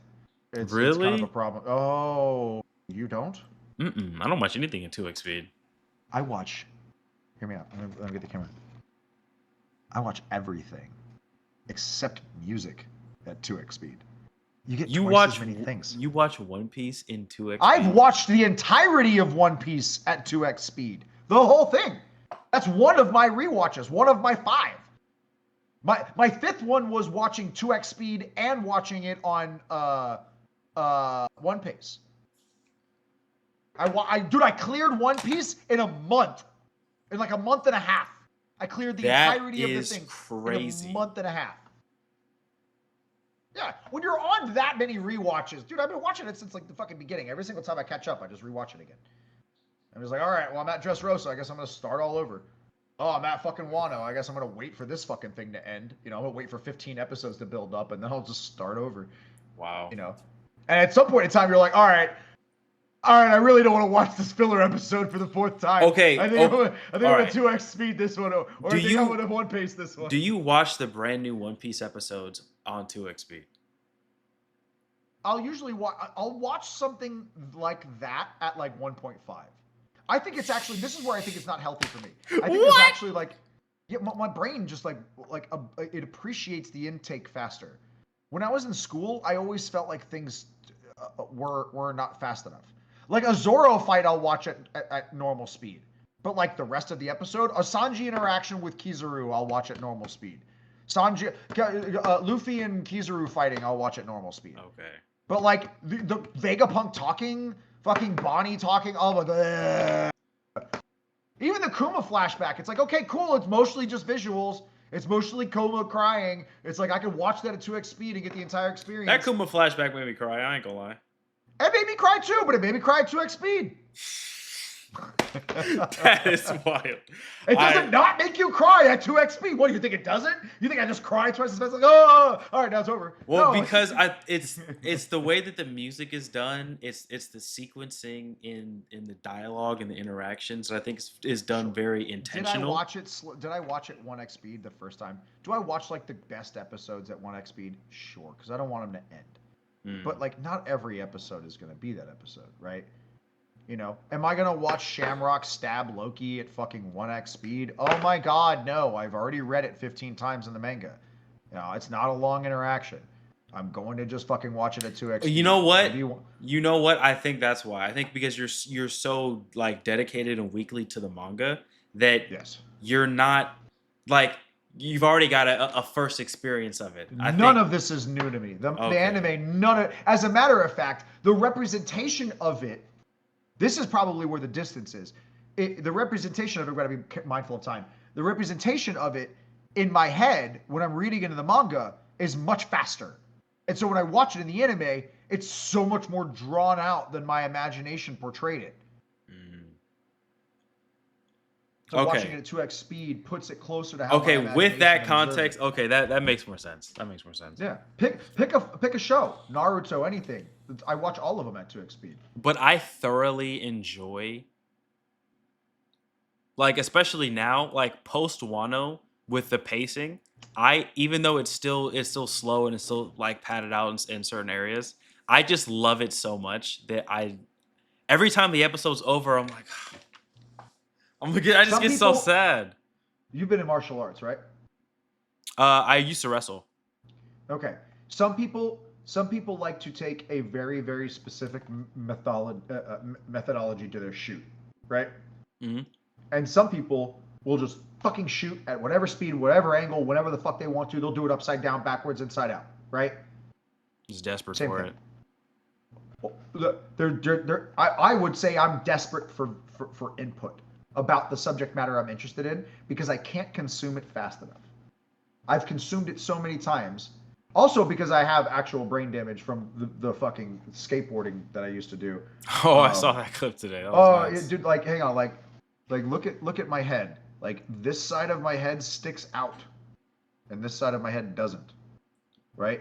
Oh, There's from a when it bulge there like when it because healed over. no. I have a fracture in my skull. Like my Oh skull was my! It was fractured. from Yeah. that. Yeah, I well, one of those falls before that. So I actually fell before that and fucked my head up really, really bad, and I had to go to the emergency room. And then Sheesh. after that, I got another fall in the exact same spot. So I'm not exactly fucking keen on skateboarding for a little bit until I can kind of square that away. But yeah, there's a lot. There's a lot that happens when you have a fall like that, and one of the things is you forget some stuff. So you go back and like try to remember the things that are important to you. And when you're Mm. me, you go back and you reread your favorite manga over and over and over and over again, so that way you can never forget it. And One Piece is one of those things that you could just never forget once you really get it. Yeah. And that's why I'll argue with people all day about it because it's like I don't know that you've read it as many times as I have. You know, I don't know that you understand the story or what Oda's writing as much as I do. And I think the only reason why they're so adamant about how much of a fan that they are and like perceiving you as a LARPer is because they have only probably had one at max, maybe two run throughs with the source material. And they so passionately project their own worldview and politics into it that they start to brainwash themselves into that being the canon. They identify so deeply with the property that to see somebody that they don't recognize identifying the same way creates a cognitive dissonance. They don't understand how somebody like me, who they disagree with so vehemently, could identify with One Piece in the same way, perceivably, that they do. And I'm actually arguing we don't. I wrote a whole essay about it. I literally have been talking about it in all my videos. We don't look at this property the same way. I have looked at it how you looked at it already years ago, back in Dressrosa, back the first time, back in fucking Marineford, the first time we heard fucking Dofi give that speech. Yeah, that was about the first time that I thought One Piece was super political. And then there's like, authorial intent. When you start to get older and you start to fucking study literature and you study literary analysis and you start to understand text and you understand you understand like the concept of the death of the author and what that actually means and whether or not you agree with it, conceptually, does the author's intent for a story mean something? Because if not, then police officers should be able to use the Punisher logo as much as they want to. Fuck the author of the Punisher, right? Yep. Instead, everybody's like, well, the author Punisher doesn't want you using it. It's like, okay, well, then Oda doesn't want you thinking that the story is anything other than an adventure story. But you seem to not give a fuck about that, right? Yeah. So it can't be both. You can't you can't have dysfunctional dialectics and then try to be a functioning member of a conversation. You have to have a position, right? And my position is, and I stand by it, is that One Piece is not a political anime. It's not a political manga. I have on my shelf back there Akametsu. That's a fucking political manga. They never made it into an anime in Japan because it was so fucking political, and actual fucking people in parliament and shit like that. So, you know, there are reasons why I would argue something, and I want to see other people argue their points. And the reason why I love watching your content is because you stand at a point where you see the nonsense. Mhm. I don't know how many times. How many times have you watched or read One Piece? I started watching it in 2020. I think it was like January 2023, or it was like November 2022, January 2023. Around Um, Christmas time ish. because I was okay, so I was on my third rewatch of Naruto, and I had Not a bad show one to rewatch. my friend Omar that lives not too far from me actually now. Um, he loved Naruto. We would play the Naruto Storm games for hours, just fighting each other. Bro, I love those games They're so so, much. bro, man. And If the Trap House is playing Naruto, dude. bro, if you have But Storm connections on PlayStation, let me know. I don't have a PlayStation. I just sell all my consoles to keep my house, but we'll talk about that another time. Okay, understandable. PlayStation's in the shitter right now. I don't even. I'm I'll definitely go have get. no interest in uh getting the next Oh, bro, one. I'll just come. I'll come to you, and then we'll fucking stream us playing together. I'm Heck saying yeah. I used to be in the honeycomb hideout, posted up, fucking selling weed, fucking out there. Like we would just be at the trap house, literally playing that game until the doorbell rang. Like we didn't even give a That's fuck. hilarious. But I had just finished my third watch of Naruto, and my friend Omar, massive One Piece fan, and he loved Naruto too. But he was like, "Bro, Shout out I'm Omar telling for having you," great taste. he was like, "Bro, I'm telling you, One Piece is better than Naruto." And I was in the Naruto psychosis of You were nothing just like, could "There's ever no be fucking better. way. Nothing There's could be no better way than it could be Naruto. that way." There's no way. And I went back and forth with him about this for a year.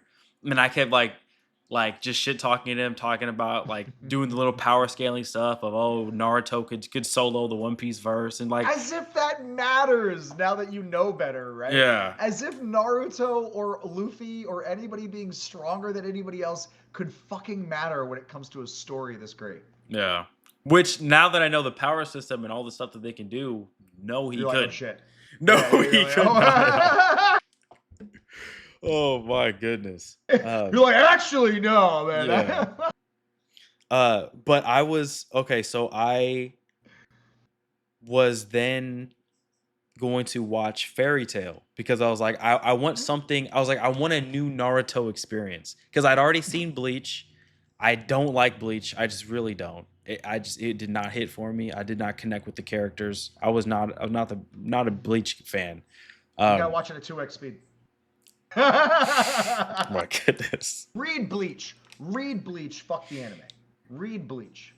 that pacing and all those fillers, that was rough. Read Bleach.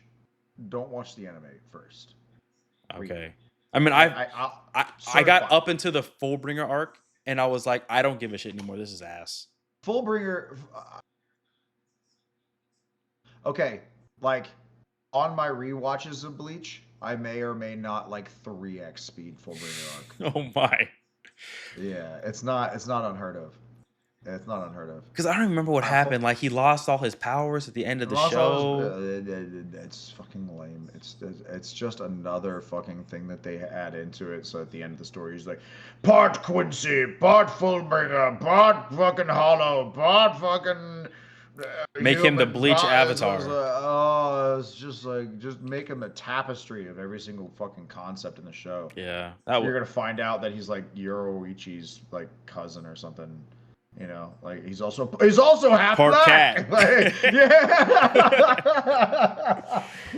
And he's autistic and he's gay. Oh It's my just like gosh. try to give him as many things as possible. Like, Oh Lord. man. That's funny as fuck. But okay. So I really wanted that next Naruto experience. 'Cause I was like, okay, I've watched this 3 times already. I love it so much. I was like, all right, I'm ready for a very long form shonen because I'm the target audience for that. I just love that stuff. Man, I had just finished a Full Metal Alchemist Brotherhood and a couple other classics, and I was all caught up with My Hero. So I was like, all right, I want to binge something great. And I was like, you know what? I was like, my friend Joe and why am I forgetting my boy's name? Joe and Omar have been telling me for the last 2 years, watch One Piece, watch One Piece. You're a Narutard. watch One Piece, and I was You're like, a Naruto. I finally gave it a shot, and I was, but on the first episode, I liked Luffy. I don't even remember why I'm talking about this or where this spawned from. You asked because you asked how many times I've seen One Piece through. Um, so I like Luffy from episode 1. I was like, he is hilarious. He called Kobe a weak, pathetic little loser. I was like, this is my guy. Oh, yeah. And He's like, then it kind of dropped off for me at Syrup Village. I was like, wow, this arc is ass. What's this freaking little dude doing walking like this with his claws? And I think it was right Baratier is when I was like, okay, this show is dope. I'm going to keep watching it. And then Logtown was what made me fall in love with One Piece. That was it for me. Logtown was like, I'm locked in until the end. I don't even know what it was. it was Luffy's smile when he was going to die. That was it for me. I think that it was when Luffy went down to that bar that Roger Blackbeard was. Blackbeard. Blackbeard wasn't there. It was the dude that it was a bartender that used to serve Roger. I must be getting confused. Yeah, because you're thinking of the island. Oh yeah, with Bellamy. Yeah. Where they? I'm being silly. Yeah, right before the knockup stream. Yep. A lot of taverns. Literally right after. It's like the next. It's like. Yeah, basically. Not too long after. Yeah. But yeah, it was when Logtown and he went to the bar and he was like, "You remind me of Roger." Oh yeah, the King of the Pirates. The single old guy. Yeah. Yeah. When he was in there just by himself and the bar was about to close and he was like, "Yeah, you want to tell me about Roger?" He's like, "You want to hear about Roger? You want to be like him?" Yeah, I remember that. And then that was a good scene. And he was like, "Do you want a drink?" And Luffy was like, "Nope, I'm okay. I don't drink." And I don't know if that was to censor it to have it for kids or if Luffy is just so confidently and shamelessly himself. But either way, I just really liked that little detail. And then it was when Zoro was in the sword shop and he threw the Kitetsu sword and held his arm out. And I was like, man, this show is badass. I love this show. But I've only watched, like, I've rewatched arcs before. Like I've rewatched Fishman Island. I've rewatched Thriller Bark. I was rewatching Skypiea with my wife. I've rewatched Water 7. My wife. I've watched so many different little sub arcs in Wano over and over again. So, but I've only watched it from start to finish like once, and then I caught up. When I caught up, I think the most recent episode was Shanks one-shotting Kid. Or maybe it was no. It was when Sabo got back after Lelouch got blown up. Yeah.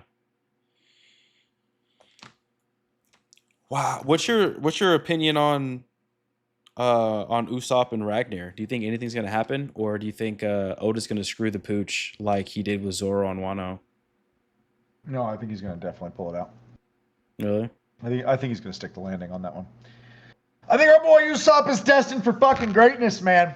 I really hope so. Usopp fans, stand up. It is long since time for you to come out of hiding. Sogeking fans, show yourselves. Show yourself. Take off your masks. Show your love for your fucking god Usopp, because how many people have died waiting for Usopp to become a brave king or a brave man of the sea? Not fucking one. Everybody, Usopp saves. Usopp saves. Oh my goodness. Not a fucking one. Usopp's my guy from front to back, from side to side, man. I've become apathetic to Usopp doing anything. I think Oda has to. I think Oda has to give Usopp a temporary power up to scale up his mythic status to be on par with Luffy, but to not give him the power to actually be there. and so he will wield Ragnir for a moment, for a fight, for an instant, creating the legend of God Usopp who can wield Ragnir. But Ragnir will go back to Loki, and then it will be Loki's tool, and then Usopp will have to continue on without it.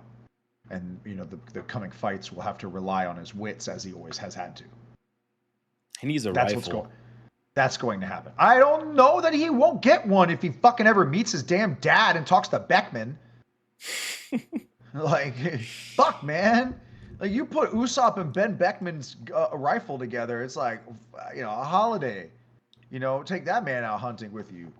He's handling everything. I also, they say that the ending of Film Red is going to be kind of very much similar to the ending of One Piece, from what I've heard. So, there's going to be a likely situation where... I thought Film Red was kind of lame. They are going to have to beat Blackbeard from inside and out of him at the same time. Because things that Blackbeard consumes are not dead, dissolved, or destroyed. Every single one of the things that he consumes is retained inside of a darkness dimension. And he spits it back out. Including, but not limited to... Like Ace. what? Including, but not limited to Ace. He swallowed an entire town and then spat it back out again. He swallowed Ace and then fucking brought him in. He has a Kamui, essentially. The only way they are going to be able to beat him is from inside of him. I don't think so. Because he sucked him in paws to nullify his powers, and then they put the sea prism cuffs on him, and then they brought him into the they took him to the Marines. But when he swallowed that whole town up, he was able to then like walk around for a second and then spit it back out again. Like, I don't remember that.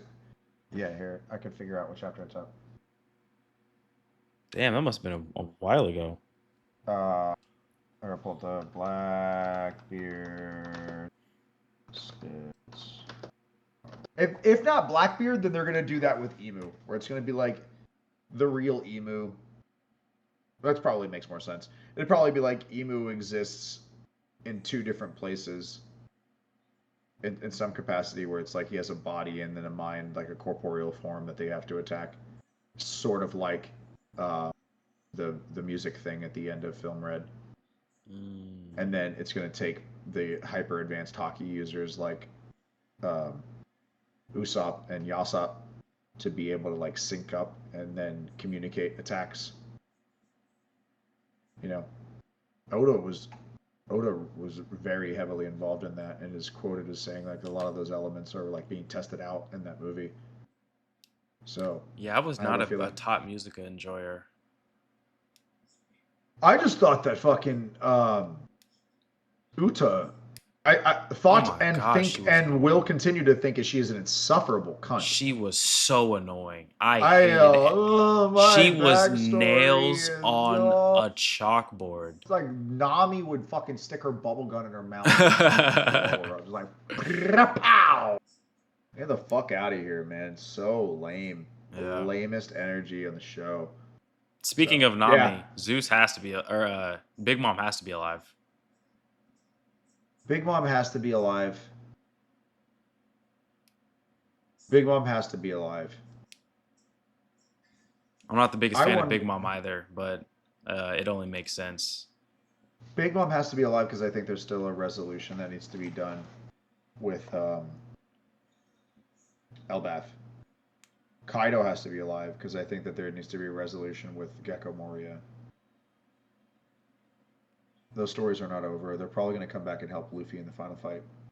I would love that because Kaido is my boy. I think really like him. Who was it that said Luffy's truest abilities is to be able to turn people into his friends? Mihawk. Fujitora? Mihawk, okay. I think Fujitora said something like that at the. He's like, oh, I want to see like the somebody who makes everybody smile like this.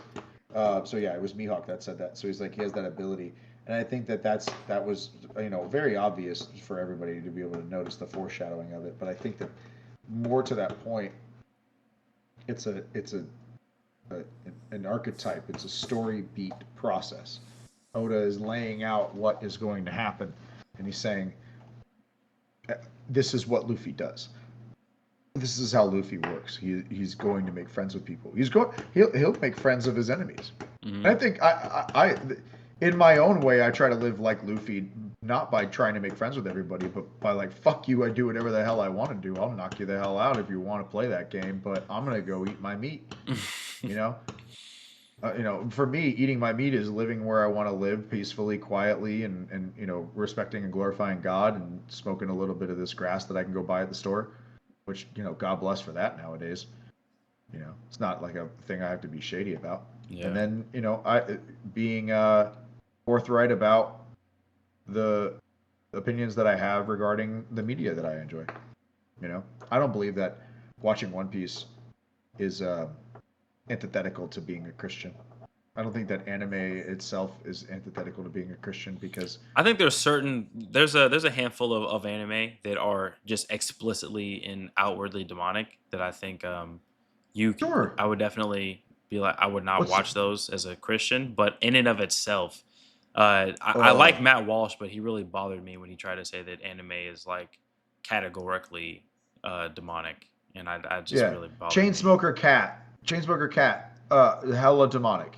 That's fucking mad lust, fucking weird perversions. Like I've seen clips of it, and I could see why it's alluring, and like it's kind of like a train wreck, or like a really botched surgery. You don't really want to look away from it, or like a Mm. trauma surgery. You're like, oh, oh, oh, oh, oh, really? Oh. But then you end up watching it, and it infects your brain. You know, Mm. and so I Yeah, don't Vagabond was watch. pretty excited about that one. Speaking of Vagabond, I can't. I'm ready for that to get. I heard that's getting animated. Uh, Chainsmoker Cat I think it's already on Netflix. Vagabond. Oh, I'm sorry. Oh, What did you say? are Am I tripping? I'm sorry. Are you a manga reader? Not of that. I gotta No. I gotta put you on Vagabond. Oh, Vagabond's the story of Miyamoto Musashi. Oh, no, It's no, like no. No, I know, are you I on know the what Vagabond is. okay? I'm saying that Your buddy Vagabond. yeah, Vagabond. Hentai The Podcast Vagabond yeah. was really excited about Chainsmoker Cat. Yeah, he was. And shout out to Vagabond. Much love. He is a person whom I feel like is an archetype that's repeated throughout history, that I have mad respect for, and that is a person who can peacefully, quietly, and without causing harm to others, live a modest life that's occasionally and very obviously sinful. It's like there's unabashedly sinful in a certain regard. Yeah. He doesn't project it, or push it. He doesn't make it an agenda. He doesn't he doesn't make anybody watch it. It's never a weird thing. It's more of a joke, Hmm. and I can get that, and I respect that, and I love it. I love the shtick. I love I would hope that invariably we could lead him into a conversation about Jesus Christ, and that his content would change, because I believe he has a high capacity for communication and holding a space. Yeah, I I think would love to do that. he has a bigger voice inside of him, and I think he needs to learn to command a room just a little bit more, and he would be a dominating space in the podcasting space I for sure. agree. I agree. Other individuals kind of run the show a little bit more than necessary. Maybe he wants that. I think that learning to command a room is a learned skill, and that if he wanted to, he could learn it, and then once he had it, if he wielded it, just like anybody wields anything that they're trained to do so, you can become a master chef if you know how to wield a good knife. That's a You know. fact. Yeah, shout out Zanzi. Mm-hmm. Um, it's over 2 hours now, so there Uh, was one more question that I really wanted to ask you. yeah, Oh, okay. I It gotta. might have been I'm okay. probably gonna call it after this. After we could obviously roll for a few minutes afterwards, but I probably call it an early night after this. Okay. Um, One okay. more question you So want to ask me? Luffy Mhm. has been skewered. Oh, we were talking about the And swords. Gabon, well, not even just the swords, but Gabon has has shown up once again. Mm. What do you think is going to happen in regards to Luffy's mortality?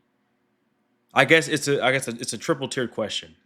What do you think is going to be the immediate after effects of Luffy getting skewered? What do you think the likelihood is that either a Shanks or a dragon show up? And do you think that Sanji and or Zoro are going to recognize that Luffy has been mortally wounded and will end their fights as soon as they possibly can to go make sure that he's okay? Yes, yes, and maybe no. I would say, um, I think that the first thing that's going to happen to Luffy after this getting stabbed thing is he's going to have new scars that he's going to be able to get marketed. You know, people are going to be able to sell T-shirts with new scars on them. You know, he has the X right on his Mm-hmm. chest. That's not going to be the only marks now. So, Okay. I I wonder where those marks are on his chest in relation. I wonder if it's like right above and right below the X. If that symbolism has any meaning. I think it was like right in the middle of his abdomen and then like on one of the sides. Let's look up the most recent manga panel real quick. Yeah, I'll look it on my phone. So, Luffy getting stabbed to the chest. Luffy getting stabbed to the chest. Luffy getting stabbed to the Because I chest. thought it was What his happened? stomach. Maybe I'm tripping. I thought he got stabbed in the chest. So he gets stabbed. Oh, that's too bright.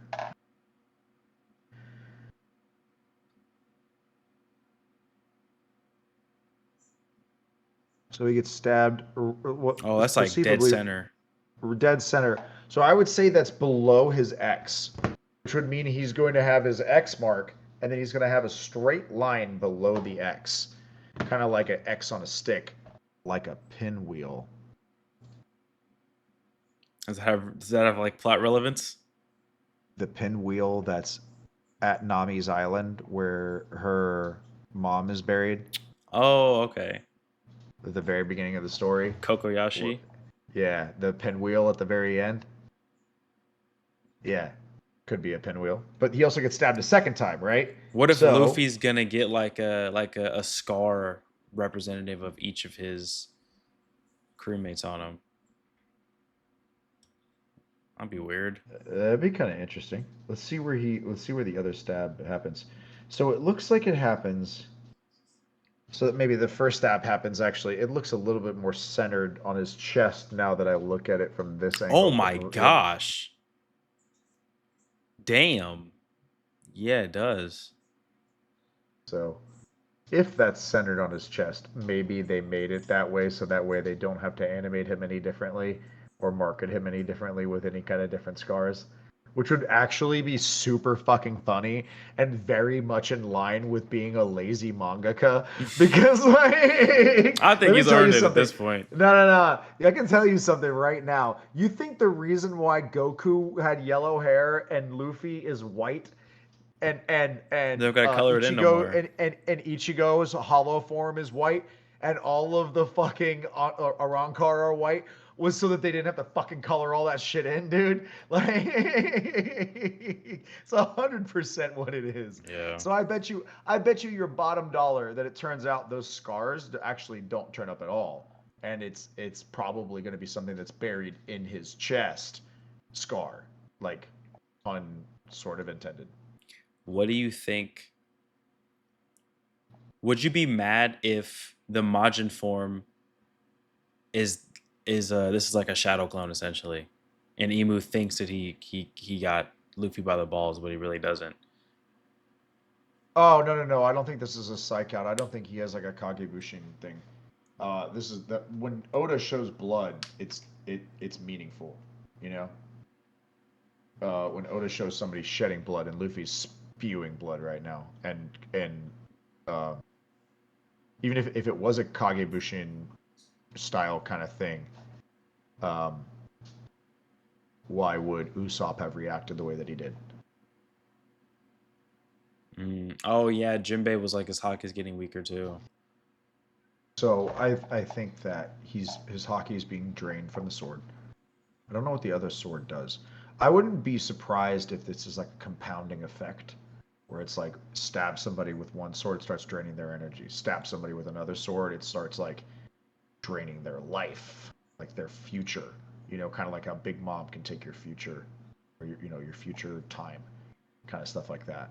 You know, it's like I'll kill you. I'll sap away all of your like devil fruit energy, but I'm also going to take away from you like your lifespan. You know, I could also take away from you like things like your luck. You know, all kinds of weird stuff are quasi manipulatable in One Piece. Could probably possibly be something that one of those swords could do to him. You know, in that regard. I'm like out of focus. What's up? Oh, there we go. There we go. So yeah, I think that the swords are going to play a tremendously important role. I think Scopper dies here. I hope not. Uh, I think Scopper dies here. I think Crocus dies soon. I How don't come? think that any. Um, I don't know. Maybe Crocus, Rayleigh, and Scopper survive. Maybe he's playing a Three Musketeers style thing where it's like he lets those guys make it to where they can be the eyes that would have been Goldie Roger watching this adventure unfold if he would have survived. You know. So Because Crocus is with Laboon, so I would imagine, like, there especially is. with the sea levels rising, because I'm pretty sure he had a little spot inside of Laboon to begin with. I think he said he was dying though. Did he really? Maybe I'm just not remembering. Maybe I got like Unk brain and I was drawing a No, maybe blank. I'm just fucking. Maybe I have just head trauma bullshit retarded brain.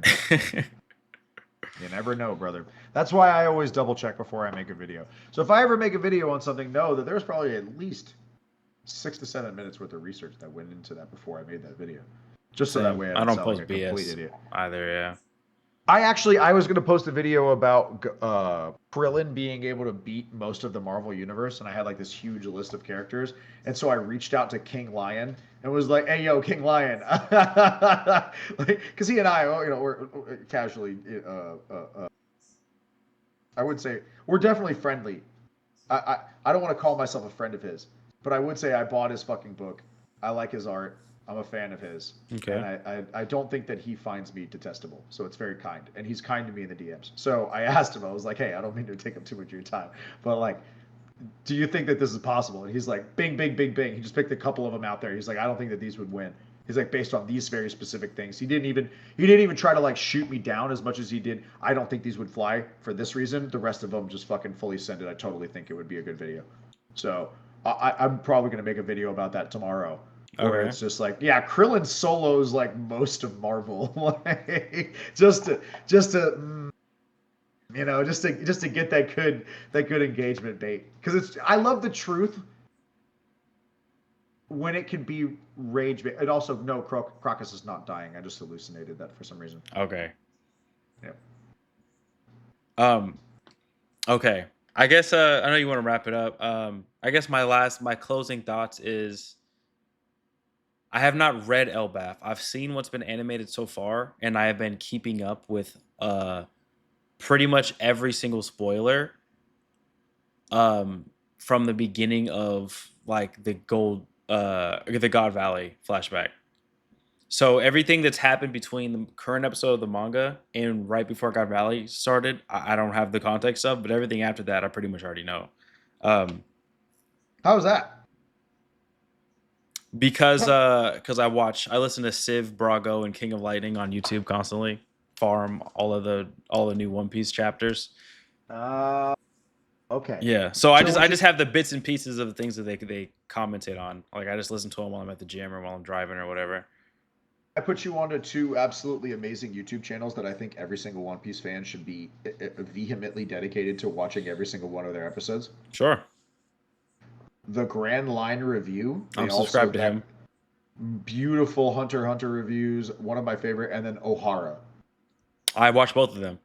Okay, so I think for your audience and mine, if you ever want to start somewhere into like your journey into deeper conversations about One Piece, that is a fantastic place to start.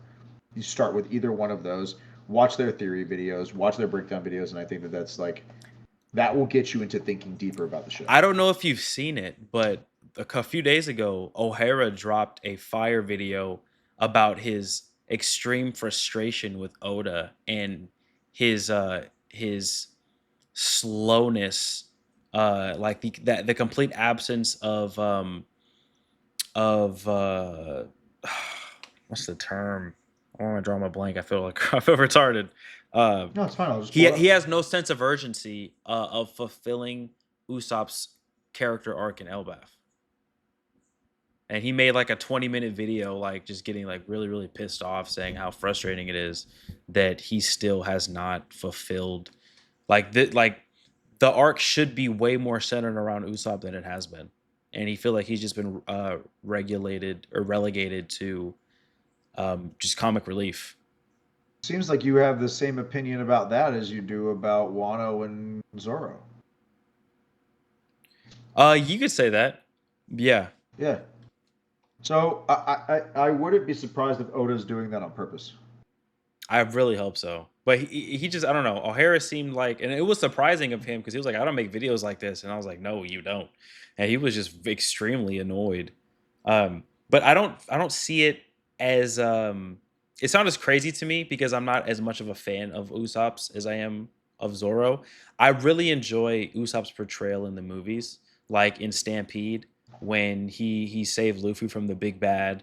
I was like, wow, what a phenomenal character arc where he's confronting his own weakness, but he's still a part of the crew and he's still doing all that he can. And it seems like he's just so sidelined. Like what did he did literally nothing in Wano. He did literally nothing in Egghead. He shot a couple plants to stop the ship from sliding down a slide. I don't know. It's just like he should have so much more. Like is one of Luffy's closest friends, who interacts with the main character so much. Something like Elbaf that he's looked up to the Giants the entirety of the series ever since that island with Mr. 3, and when he met Dory and Bragi. Like that's been his goal, like the entirety of, like for over 1,000 episodes, literally for 1,000 chapters almost. That's been a part of who he is. Like he made it like half of Usopp's entire character arc in not Water 7 but Enies Lobby, which were both huge arcs for Usopp, but it was centered around saving the Giants and letting them know that you're being used as cattle for the world government. Like you're being lied to. And they ended up going back to Elbaf. And Haruden and fucking Dressrosa. Yeah, exactly. Haruden and Dressrosa. So for Elbaf to have gone on as long as it has, and he still has not gotten that fulfillment, I've become almost apathetic. And the reason why I've become almost apathetic is because I saw how badly he dropped the ball with Zoro when I was so excited about all the connections with Ryuma and his ancestry, and then making him look just like the daimyo of like Ringo or whatever that island was called, or the former one. And then for like nothing to really happen except for he gets Enma and then he pours one out for Yasui at the end of the arc. Like that was pretty much it. But Zoro ain't that type of guy. Zoro didn't grow up with those people. What the fuck would Zoro gain from it? What would Zoro's character gain from knowing his background? He doesn't care about stuff like that. What does Zoro care about? He wants to be the greatest swordsman. What did he get? A new sword. Congratulations, Zoro, you've upgraded your character. Your character doesn't need character development. You just need to become the greatest swordsman. I don't think How much has Zoro changed? How much has Zoro changed from the moment that he did the fucking nothing happened here? He's the same fucking guy. He doesn't need to change. He needs to be the same. He needs to be the guy that can cut the shit. Sanji's the guy that needs to resolve the fucking love in his heart and understand how to be the chef and help every fucking body and blah blah blah blah blah. That's why Luffy brought him on board. I didn't think that Sanji's backstory on Whole Cake, that didn't do much for him as a character for me. I just thought that it was. They went really in depth with Germa and his family and his abuse. But it wasn't for him. It did. I guess I'm trying to be specific here. It wasn't for him. It was for us. Right, and I want this. I want similar contextualization of who Zoro is, why he's such a so like you the feel like badass individual. Sanji got so much time on him that why didn't Zoro? It's not even about comparing it because I don't need like a 14, 15 episode backstory and an entire arc centered around like, you know, the issues that he had with his ancestry. Like maybe 1 or 2 episodes to see kind of where he came from. What if it's still a long play like everything else? What if you're just asking to be served dessert, but you're only on the fucking appetizer? I think this series has been going on for a long enough time for the only backstory that we have of Zoro to be the fact that he was at some dojo as an orphan and his best friend fell down the stairs and died. We don't even have any backstory for Nami. What do you mean? Her whole backstory of who she was, the village that she came from. She was running with the Arlong pirates for years. She was all of her friends and family were turned into slaves from getting her island. We have that colonized. much backstory about Zoro. I'm saying you don't even have any idea who fucking Nami's family is. That's just not true. We have plenty. You know who Nami? Those people aren't related to Nami. No, I don't need her. I don't need her blood heritage. You mean the exact thing you're talking about with Zoro? Okay. How am I wrong here? You're asking for the same thing for Zoro. Also, here's another one. It doesn't have to be in the same way. What do you know about Usopp and all of and Usopp's not a Straw Hat. Usopp is. Yeah, but okay, Usopp has characterization of the environment that made him what he was. All I'm saying is, and it doesn't have to be a huge, crazy. I don't need gut wrenching emotional stuff because Zoro's not a sensitive, emotional dude like that to begin with. But we haven't concluded Usopp's emotional arc. We haven't concluded Brook's emotional arc. We haven't, like, maybe there isn't an emotional note there, but why would they want to conclude that? Brook got a backstory with the Rumbar pirates and how all of his crew died. All I'm saying is Zoro doesn't have that. He was a child at a dojo. His best friend fell down the stairs and died, and then he was a bounty hunter. And then Luffy saved him on like episode 15 of the anime. What else is there? He didn't know his family. He didn't know the people that were in Wano. He's never been to Wano. How the fuck would that story matter? It would almost feel disingenuous to be like, "Oh, you like swords, huh? I guess you're from Wano." He already did the thing where he was like, "Man, this place feels like home, and I don't know why." Like they did that. They did the thing. They said, "Oh man, I just much like the Ryuma I just clan." really like Zoro, and I want more of him. That's what I don't disagree. So what you wanted a Sanji version. You wanted a whole cake version of fucking for Zoro. I understand that sentiment. It feels imbalanced without it, from your perspective. You want to see it, which is why you're disappointed because it didn't happen. You're only disappointed because you had anticipation about something. You anticipated it happening because it happened for Sanji. So it made a lot of sense. Of course it did. People hyped it up that way. And then when it didn't happen and it turned into one page on one info sheet on the back of an SPS, everybody got kind of pissed.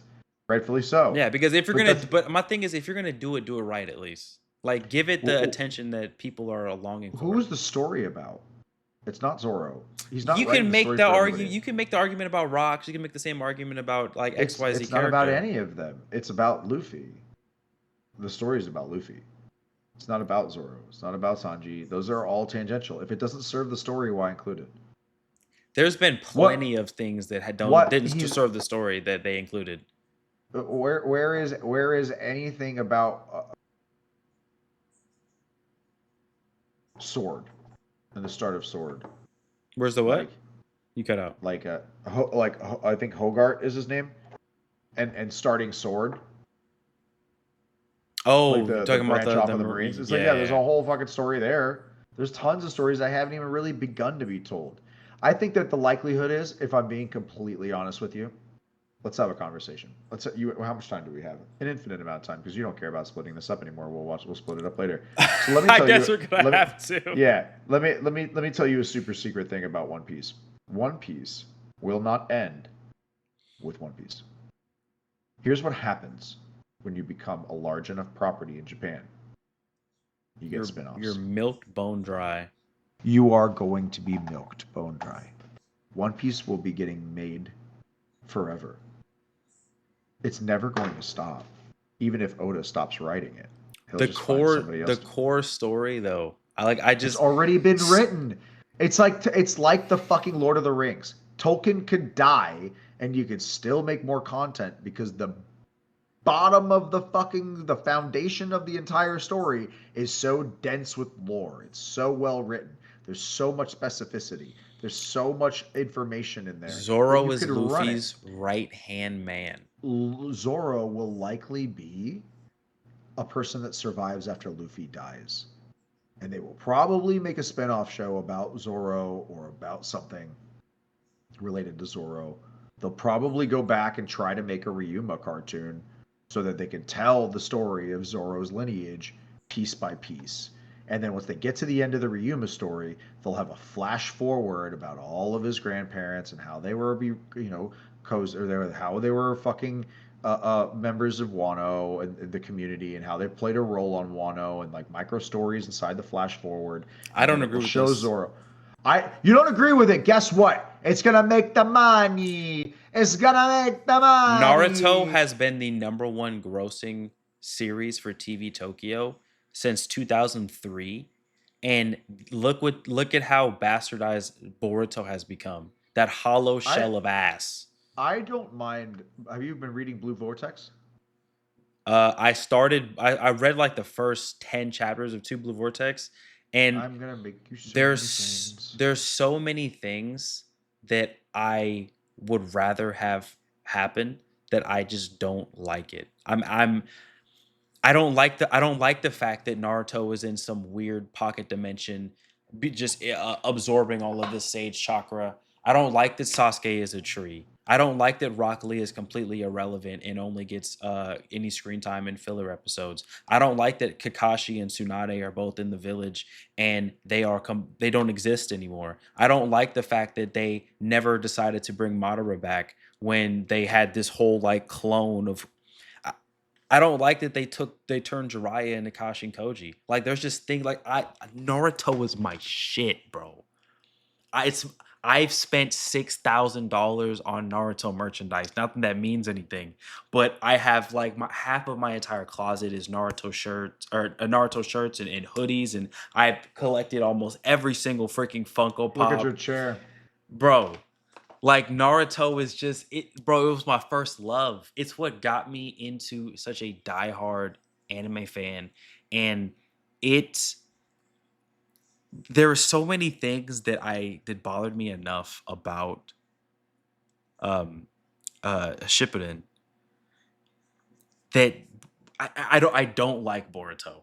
I don't. He's cool in Two Blue Vortex. After the time skip, he's way cooler. Kid Boruto is a retarded asshole. I don't like him. I know that he changed and became a lot more tolerable, especially after Kawaki got introduced. But I think that's the point. I'm like you're You just have not Naruto. I don't care about you, Boruto. I don't care about Naruto's retarded kid. I want my boy, and I'm just not getting that. That's why they had to take him and put him in another dimension because everybody wants more Naruto. The best part about if you go and look up the best fights in Boruto, They're all Naruto. It's a Naruto. It's Naruto and Sasuke fighting the fucking Momoshiki, yeah Momoshiki and everything. Jigen, Yeah, Ishiki. they they know, they know, they know they can't tell the story with those characters. It's like trying to tell Dragon Ball without Goku and Vegeta. They're gonna have to Exactly. seal that. You They're gonna can't. well, so that's what they're gonna do. They're gonna seal away Goku somewhere. After the fight with Black Frieza, Goku and fucking Vegeta will probably either get sealed away or get taken somewhere where they're away, and then the story will refocus on Piccolo and Gohan and Broly and Goten and Trunks. They're I going to have to do that. I It's don't the agree with same thing that. that they did in well, I'm sorry, they did it in Jujutsu Kaisen where I they don't think sealed they away have. Gojo.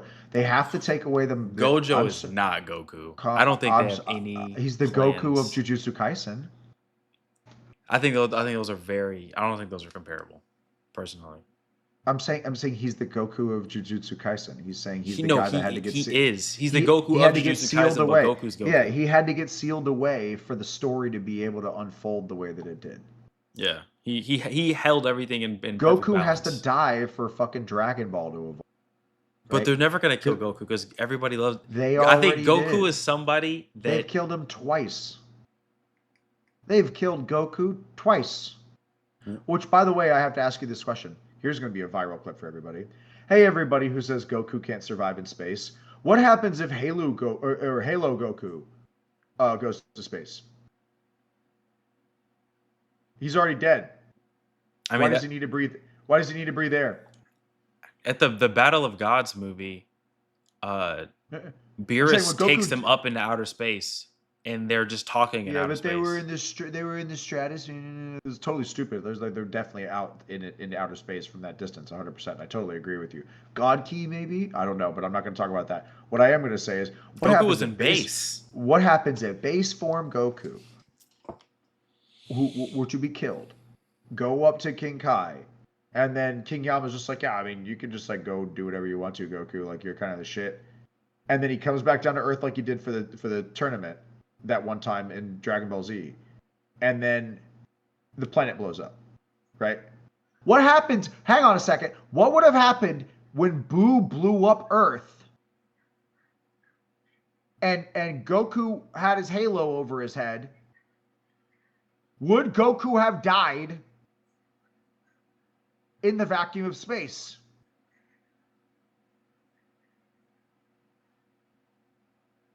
That I mean, no, he's been portrayed in outer space multiple times, so I don't think he would. What would Vegeta have died if the planet blew up and he was just had his halo? If Frieza can be like literally cut in half and withstand the explosion of planet Namek and be floating out in outer space and put together mechanically by King Cold, then base form Goku, as strong as he is now, can survive in outer space.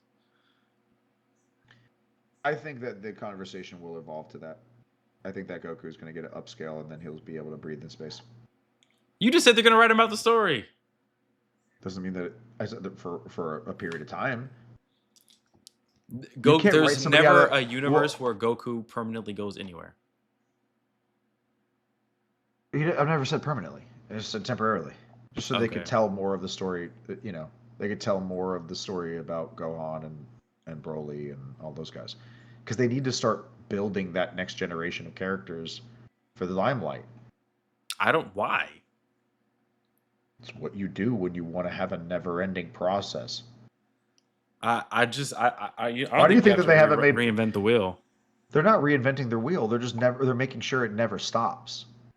But the problem is that these new characters just suck They know better. incomparable ass in compared to the old Bro, ones. you have to keep the story evolving though, because if you don't, you Simpsons it. You have Bart Simpson for 30 years being an 8-year-old. There's no substance to the Simpsons. There's substance to anime even Right. as Well, time unfolds. You have to have that time represented. Characters get older with the people that watch them. If a story lasts long enough, the likelihood is the person who's writing the story will have written it at the beginning for a 12-year-old, and that person's now like 36. That's what's But happened with One Piece. With Dragon Ball though, The average Dragon Ball fan is 40 years old. no, I'm not disagreeing with you. I mean, Super Saiyans still have a chokehold on the youth, not as much as they did in the '90s or the early 2000s, but it still do. But the reason why I really disagree with you that they even need to get rid of Goku or Vegeta is because the way that you're saying that they have to keep things fresh and introduce new things is Dragon Ball just changes the color of the hair, and there's a new power up. And every time there's a power bottleneck, they break past into another form. And every new arc, they fight a new, stronger character. And the essence of, like, Dragon Ball is the embodiment of battle shonen. It was never story deep. It was always lighthearted and easy to understand. Good guy versus bad guy. It was never super complex or super deep. It wasn't as intricate or as layered as anything even as close as like a One Piece or an Attack on Titan or a My Hero.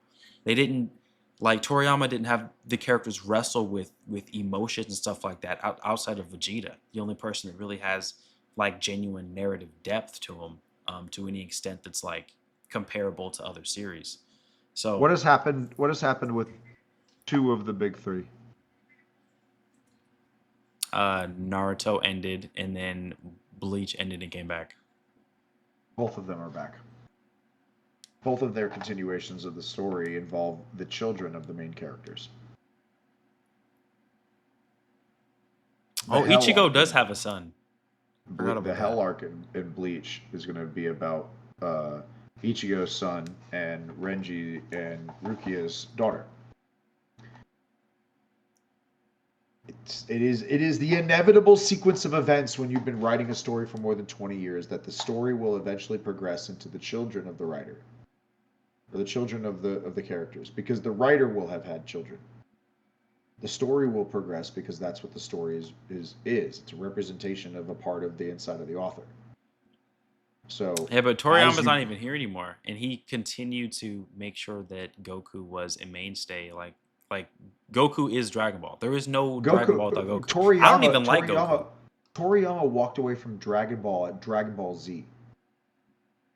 He was done with it. The only reason we ever got any more Dragon Ball was because Dragon Ball Evolutions was so bad it besmirched the name of Dragon Ball Z, and he had to come back and write Super.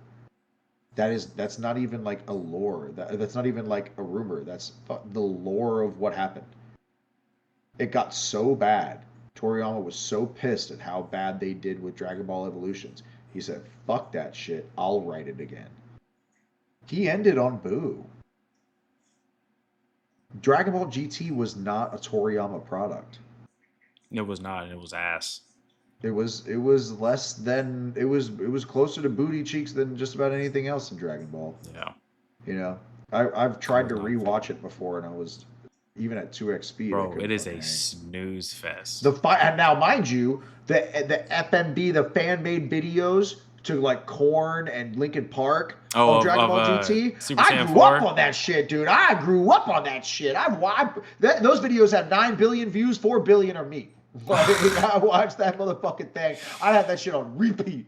If I had a fucking computer screen near me, dude, for real. I'm not gonna fade GT in terms of the visuals, in terms of Super Saiyan 4, in terms of the aura and the designs were fire. Baby Vegeta. Oh, fuck my life. Baby Vegeta was so cool. Yeah. Baby Vegeta would make regular Vegeta from the Broly movies say the exact same thing he said about Broly. Like, fuck, he's so cool.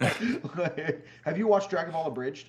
Dragon Ball Z Abridged from Team 4 I've watched like 15 episodes of it. I haven't watched the entire thing. My God, please go watch it. Did they do one of GT? Here, you know what we're gonna do? Let's watch it on stream together, and we'll stream our reaction to the episodes. Okay. And have it like in a mirror in the background, so you can kind of see what episode we're watching, so people can like get along, but we won't fucking break any kind of terms or anything. Sure. And we'll have the audio be like kind of, maybe we'll 2x speed it so that way they don't know better. And then we can fucking and then we'll react to it. I think it'd be so fucking funny to have you watch Dragon Ball Abridged, because I think Dragon Ball Abridged is like the embodiment of Dragon Ball in the best way, conceptually, perverted in the funniest way. Okay. Yeah, it's great. Cell and Goku's relationship is like weird and funny. It's like a very homoerotic. Oh my God! Of course it is. They don't ever. No. But it's not like they never touch each other in that way. It's that they don't ever like fake anything like that. It's just like, punch me in my face, you beautiful bastard. Like they both are so perfect and so amazing that they both just like marvel at each other. And oh my gosh! It's like just like when Goku goes to the fucking Cell Games arena for the first time just to check Cell out. He's like, just wanted to come check you out. He's like, I like what I see. He's like, I bet you do. Like, it's shit like that, you know? It's like the way that guys will like fuck with each other. It's like how the homies would talk to each other. Okay. Right? It's them locker room jokes. Yeah, it's locker room jokes. And it's fucking funny, dude. It is Okay. absolutely top notch. He's like, when he gives Gohan to fight Cell and Cell's punching Gohan in the face, he's like, Piccolo's like, your son is getting his ass beat out there. And then Goku's like, he's gonna be just fine. And then it like pans out to Cell punching Gohan. Like, thinking of you, Goku. He's just beating the shit out of Gohan. When Gohan's like, when people make me angry, I'm gonna snap. And then Cell's like, oh yeah. What do you do to people when you step on them? Like he wants to get murdered. Like he wants to get his ass kicked. So when somebody threatens him, he like kind of gets turned on. It's fucking hysterical, dude. It's so good. So we gotta whether you watch it on your own time or we watch it together or we watch it on stream, man, it just has to be something that you do. Okay, I'm with it. That sounds good. Yeah, for sure. Alrighty, buddy. I know it's already midnight your time. Another 7-hour stream down the pipeline. That's how we do it around these towns. You know what I'll do with this?